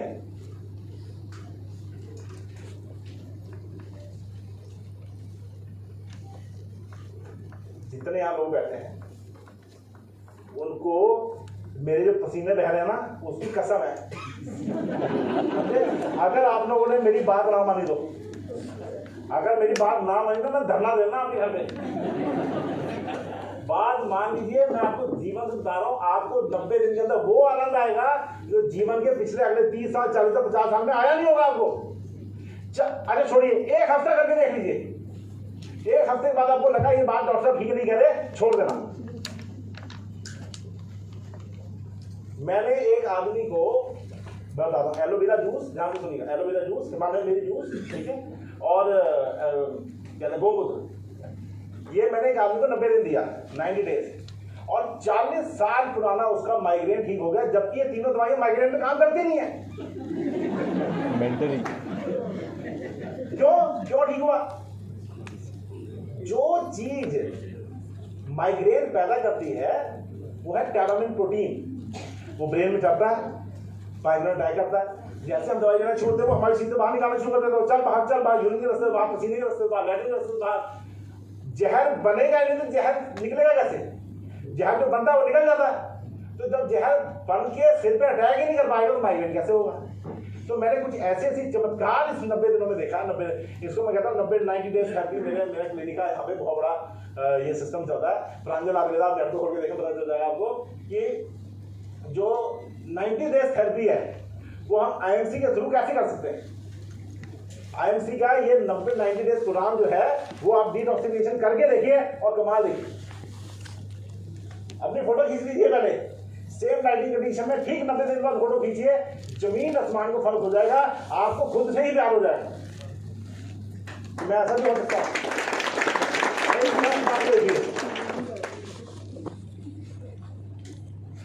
देखिए, इसको फोटो को देखकर कुछ पता लग रहा है आपको? कुछ समझ आ रहा है? ध्यान सुनिएगा, मैं आपको क्या बताने की कोशिश कर रहा हूँ। सब लोग पानी पीते हैं। IMC से क्यों जुड़ना है, RBI से क्यों जुड़ना है, इसके पीछे में सबसे बड़ा रीजन आज बता रहा हूँ। इसका रीजन क्या है? पानी की बूंद होती है, पानी की बूंद, पानी की बूंद अगर किसी के सांप के मुंह में चली जाए, जहर बन जाता है। क्या बन जाएगी वो? अगर किसी शेर के मुंह में चली जाए, नील हो जाएगी, कुछ नहीं होगा। तवे में गिर जाए, उड़ जाएगी। लेकिन अगर वही बूंद किसी मरे हुए व्यक्ति के मुंह में गिर जाए तो गंगा जल के समान काम करेगी। वही बूंद अगर किसी सीपी के अंदर चली जाए तो वो मोती बन जाएगी। पानी की बूंद वही है, सिर्फ किसका साथ बदल गया? सानिध्य का। सानिध्य मतलब आपका जो आसपास का कल्चर है उसकी वजह से आपके गुण दोष सब बदल गए। CP IMC है, आप लोग पानी की बूंदे हैं, CP के अंदर घुस जाइए, अपने आप मोती बन के बाहर निकलेंगे। मेरी गारंटी है, छोड़ने नहीं है। हमारा काम ज्यादा दिमाग लगाने का है ही नहीं। आप सिर्फ IMC के साथ फॉलो करिए, IMC को फॉलो करिए, बस जो काम बोला जाता है वो करिए, ठीक है। जैसे जैसे आपके लोग बोलते हैं वैसे करिए। सक्सेसफुल होना ऑटोमेटिक प्रोसेस है, ऑटोमेटिक प्रोसेस, ये कोई ये नहीं कि सक्सेसफुल होना, ये अपने आप ही हो जाएगा। जहां आपने अपना दिमाग लगाया वहीं गुडांसी हो जाएगी। ठीक है, इसलिए बढ़िया तरीके से गुडांसी करिए और अपने सानिध्य को, अपना जो आपके जो आसपास है, जो आपके दोस्त मित्र हैं, जो आपका सर्कल है, उसको चेंज करिए। और बिकॉज ये एक ऐसी प्लेटफॉर्म है, आईएमसी एक ऐसा प्लेटफॉर्म है जिसमें नहीं चाहते हुए भी आपको एक दूसरे का भला ही चाहना होगा। नहीं चाहते, मतलब मैं नहीं चाहता भला होगा, फिर भी मैं चाहूंगा चल भला हो जैसा, क्यों? उसका भला होगा, मेरे भला होगा। ठीक है कि नहीं? तो ऑटोमेटिकली ये जो है, ये प्लेटफॉर्म ऐसा है जिसमें लोग एक दूसरे का भला ही चाहते हैं, और ऐसा प्लेटफॉर्म मैंने अपने जीवन में आईएमसी को छोड़ के और कहीं नहीं देखा। ठीक है, ये मैं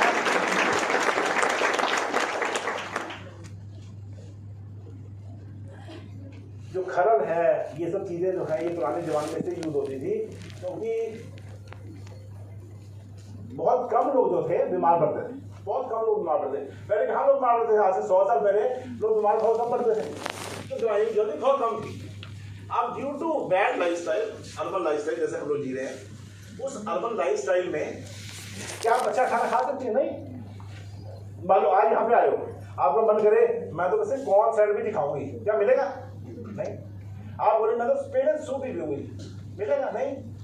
आप बोलेंगे नहीं मैं तो खीरा और टमाटर का सैलेड ही खाऊंगी, बस और कुछ नहीं खाऊंगी, मिलेगा? नहीं। तो कई बार हम चाहते हैं अच्छा खाना, फिर भी खाना अच्छा नहीं खा पाते, क्योंकि हमारी लाइफस्टाइल ऐसी है। मेरे बच्चे की पार्टी हुई, मैंने बोला बेटा अच्छी चीज खा के आई, तो मेरा बेटा गया वहां पे, जब वापस आया मैंने पूछा, मैंने अब क्या खा गया? कहता पैटी, सैंडविच, गुलाब जामुन, ये समोसे, ये खा गया। अब क्या बोलेगा आप? क्या बोलोगे? क्योंकि वो लाइफस्टाइल ऐसी है जिसमें आपको अपने अंदर गंदगी ना चाहते हुए भी डालनी पड़ रही है, सांस लेना पड़ रहा है, खाना खाना पड़ रहा है, ये आपको गंदगी के साथ जीना पड़ रहा है। ये आपकी जिंदगी है, क्योंकि जो खाना खा रहे हैं वो भी एडल्ट्रेटेड है, जो दालें सब्जी चावल खा रहे हैं वो भी एडल्ट्रेटेड है, सब में केमिकल्स और फर्टिलाइजर डले हुए हैं। वो चीजें जैसे जैसे हमारी शरीर में जमा होती रहती हैं, वैसे हमें भयंकर बीमारियां, कैंसर और ऐसे बड़े बड़े रोग पैदा करती रहती हैं। इन्हीं को ही बाहर निकालना हमारा काम है इस टाइम। यही role of Ayurveda in modern science है, इसी को ही समझना है आपने। जब आप किसी को समझाने जाते हैं आयुर्वेद, जब किसी को आईएमसी के बारे में समझाने जाते हैं, तो उनको बताइए कि 24 आवर जहर खा रहे हो आप, 24 आवर जहर, और अगर जहर नहीं भी खा रहे तो आपको मानसिक रूप से इतना खराब कर दिया जाता है कि आप बीमार पड़ोगे ही पड़ोगे। जैसे पुराने जमाने में कहते शेर आया लोग डर जाते थे, शेर धम धम धम धम धम हार्ट कांपता था ना, पसीने निकल लग जाते थे, हार्ट कांपने लग जाता, आंखें बाहर आ जाती थी, आंखें लाल हो जाती थी, डर। अब वो डर बीवी के रूप में घर पे है, डर। बेचारे एक आदमी पूरा दिन बॉस की गालियां खा के घर पे आता है, गालियां खाने के बाद बीवी फिर तैयार होती है। तो क्या है वो जो प्रेशर है, मैं बात समझने की कोशिश करिए, जो प्रेशर है आदमी पे, वो प्रेशर उसको कॉन्टिन्यूसली ब्लड प्रेशर और शुगर का मरीज बना रहा है, कॉन्टिन्यूसली। और उसी समय अगर हमें किसी को अर्जुना विष पीने की आदत पड़ जाए, उसको अगर हार्ट स्ट्रोक खाने की टेबलेट आदत डाल दें हम लोग, उसको रेगुलर सैर करने की आदत डाल दें, उसको अच्छी डाइट की आदत डाल दें, तो वही बीमारी जो उसको होने वाली थी वो अब नहीं होगी। ये ही समझाना है आपने, ये ही चीज क्लियर करनी है। नहीं ये खाने से जवान हो जाए, भाड़ में गया जवान, पहले बीमारी तो ठीक करो। पता है कि कल हमें हार्ट अटैक होने वाला है, कल हमें ये होने वाला है, कल होने वाला है, उस चीज को जो चीज पैदा करती है पहले उसी को खत्म करो। इसलिए ये इंपॉर्टेंट है। आजकल की लाइफ में आपको आयुर्वेद ये नहीं पढ़ाना कि ये खाने से आपको ये फायदा होगा, ये खाने से आपको क्या नुकसान हो सकता है वो बताइए। अगर आपने ये प्रोडक्ट नहीं लिया या आपने आयुर्वेदिक चीजों का सेवन नहीं किया या आयुर्वेदिक लाइफस्टाइल आपने नहीं फॉलो किया, तब क्या होने वाला है उसके बारे में बताइए। क्या फायदा होगा बाद में बताना, फायदा तो खुद ही उन्हें बताएगा पेशेंट, लेकिन उसको ये अवगत कराइए कि भाई तो हिमालयन डेयरी जूस पिएगा तो उसमें 100 टाइम ज्यादा विटामिन सी है, तुरंत तुझे हार्ट अटैक से बचाएगा, जो तेरे बॉडी में किडनी फेल होने वाली है उसको तुरंत बचाएगा, आपकी दर्दों में ठीक करेगा, आपका एनर्जी लेवल ठीक करेगा, आपको मेंटली ठीक करेगा। तो क्या बताना है ये बड़ा इंपॉर्टेंट है। आज की लाइफ में main role of Ayurveda in today's world is to detoxify the agents which are getting us disease in a few while. जो हमें बीमार करने वाली चीजें हैं वो उसको शरीर से बाहर निकालना आज आयुर्वेद का मेन गोल है।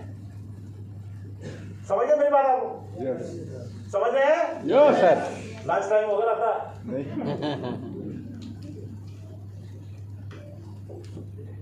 देखिए ये तो मैं कुछ बातें अभी बताऊंगा इसके बारे में आपको एंड में।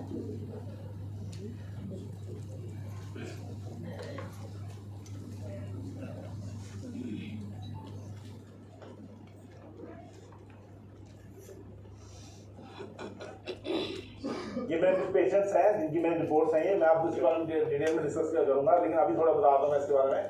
हार्ट की पंपिंग को इम्प्रूव नहीं किया जा सकता, नहीं किया जा सकता। विद इन 3 months के ट्रायल में हार्ट की पंपिंग क्लियर रिपोर्ट में इम्प्रूव है, डबल थ्रू आयुर्वेद ओनली। कैसे? सही लाइफस्टाइल, सही डायग्नोसिस, सही डाइट, सही दवाई। किसी भी आदमी को आप इन 3 चीजों से, सही डाइट, सही कंसल्टेशन, सही मेंटल हालत और सही दवाइयां, किसी भी आदमी को इम्प्रूव कर सकते हैं। किसी भी आदमी को किसी भी खराब कंडीशन में इम्प्रूव किया जा सकता है।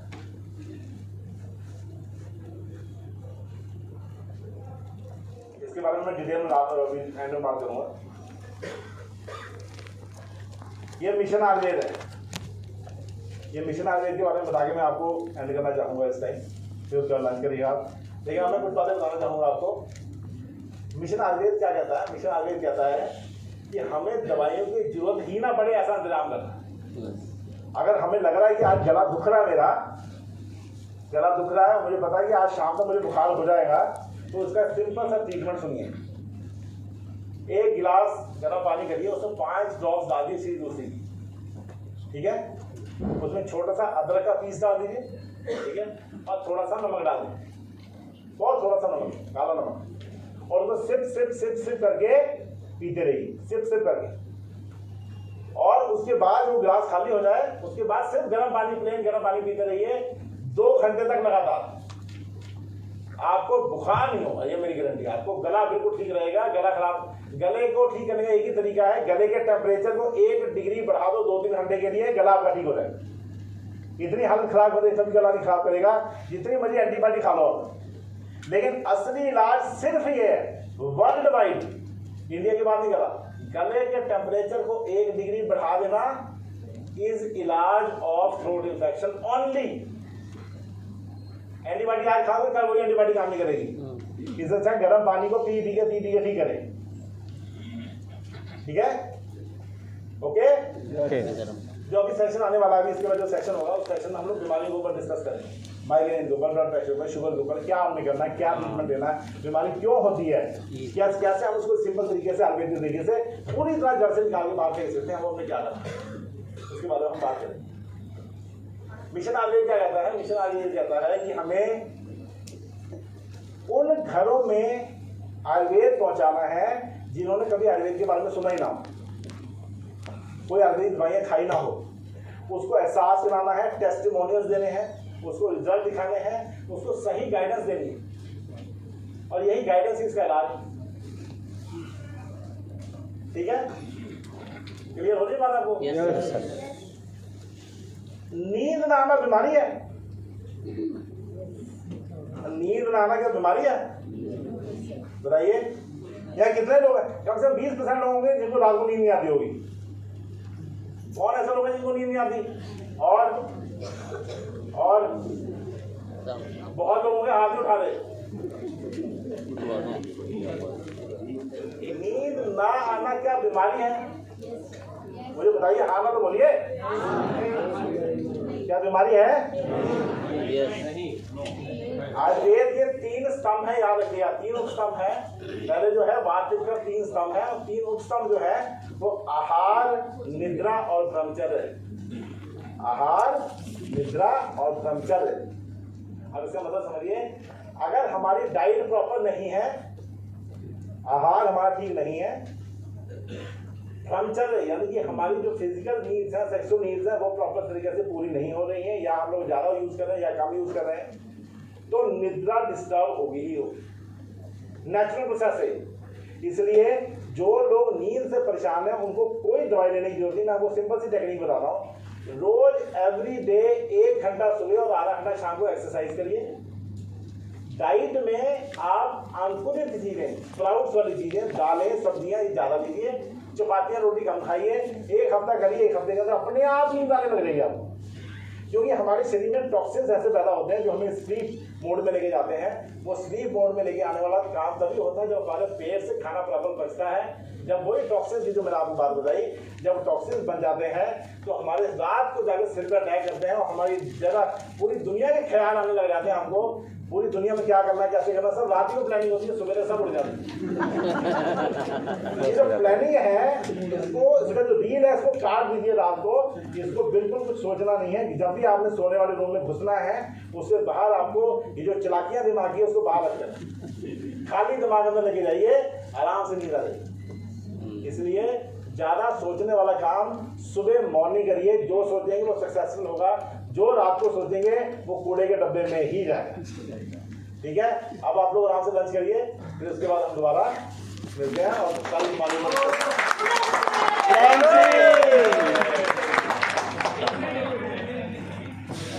वाइल्ड आमला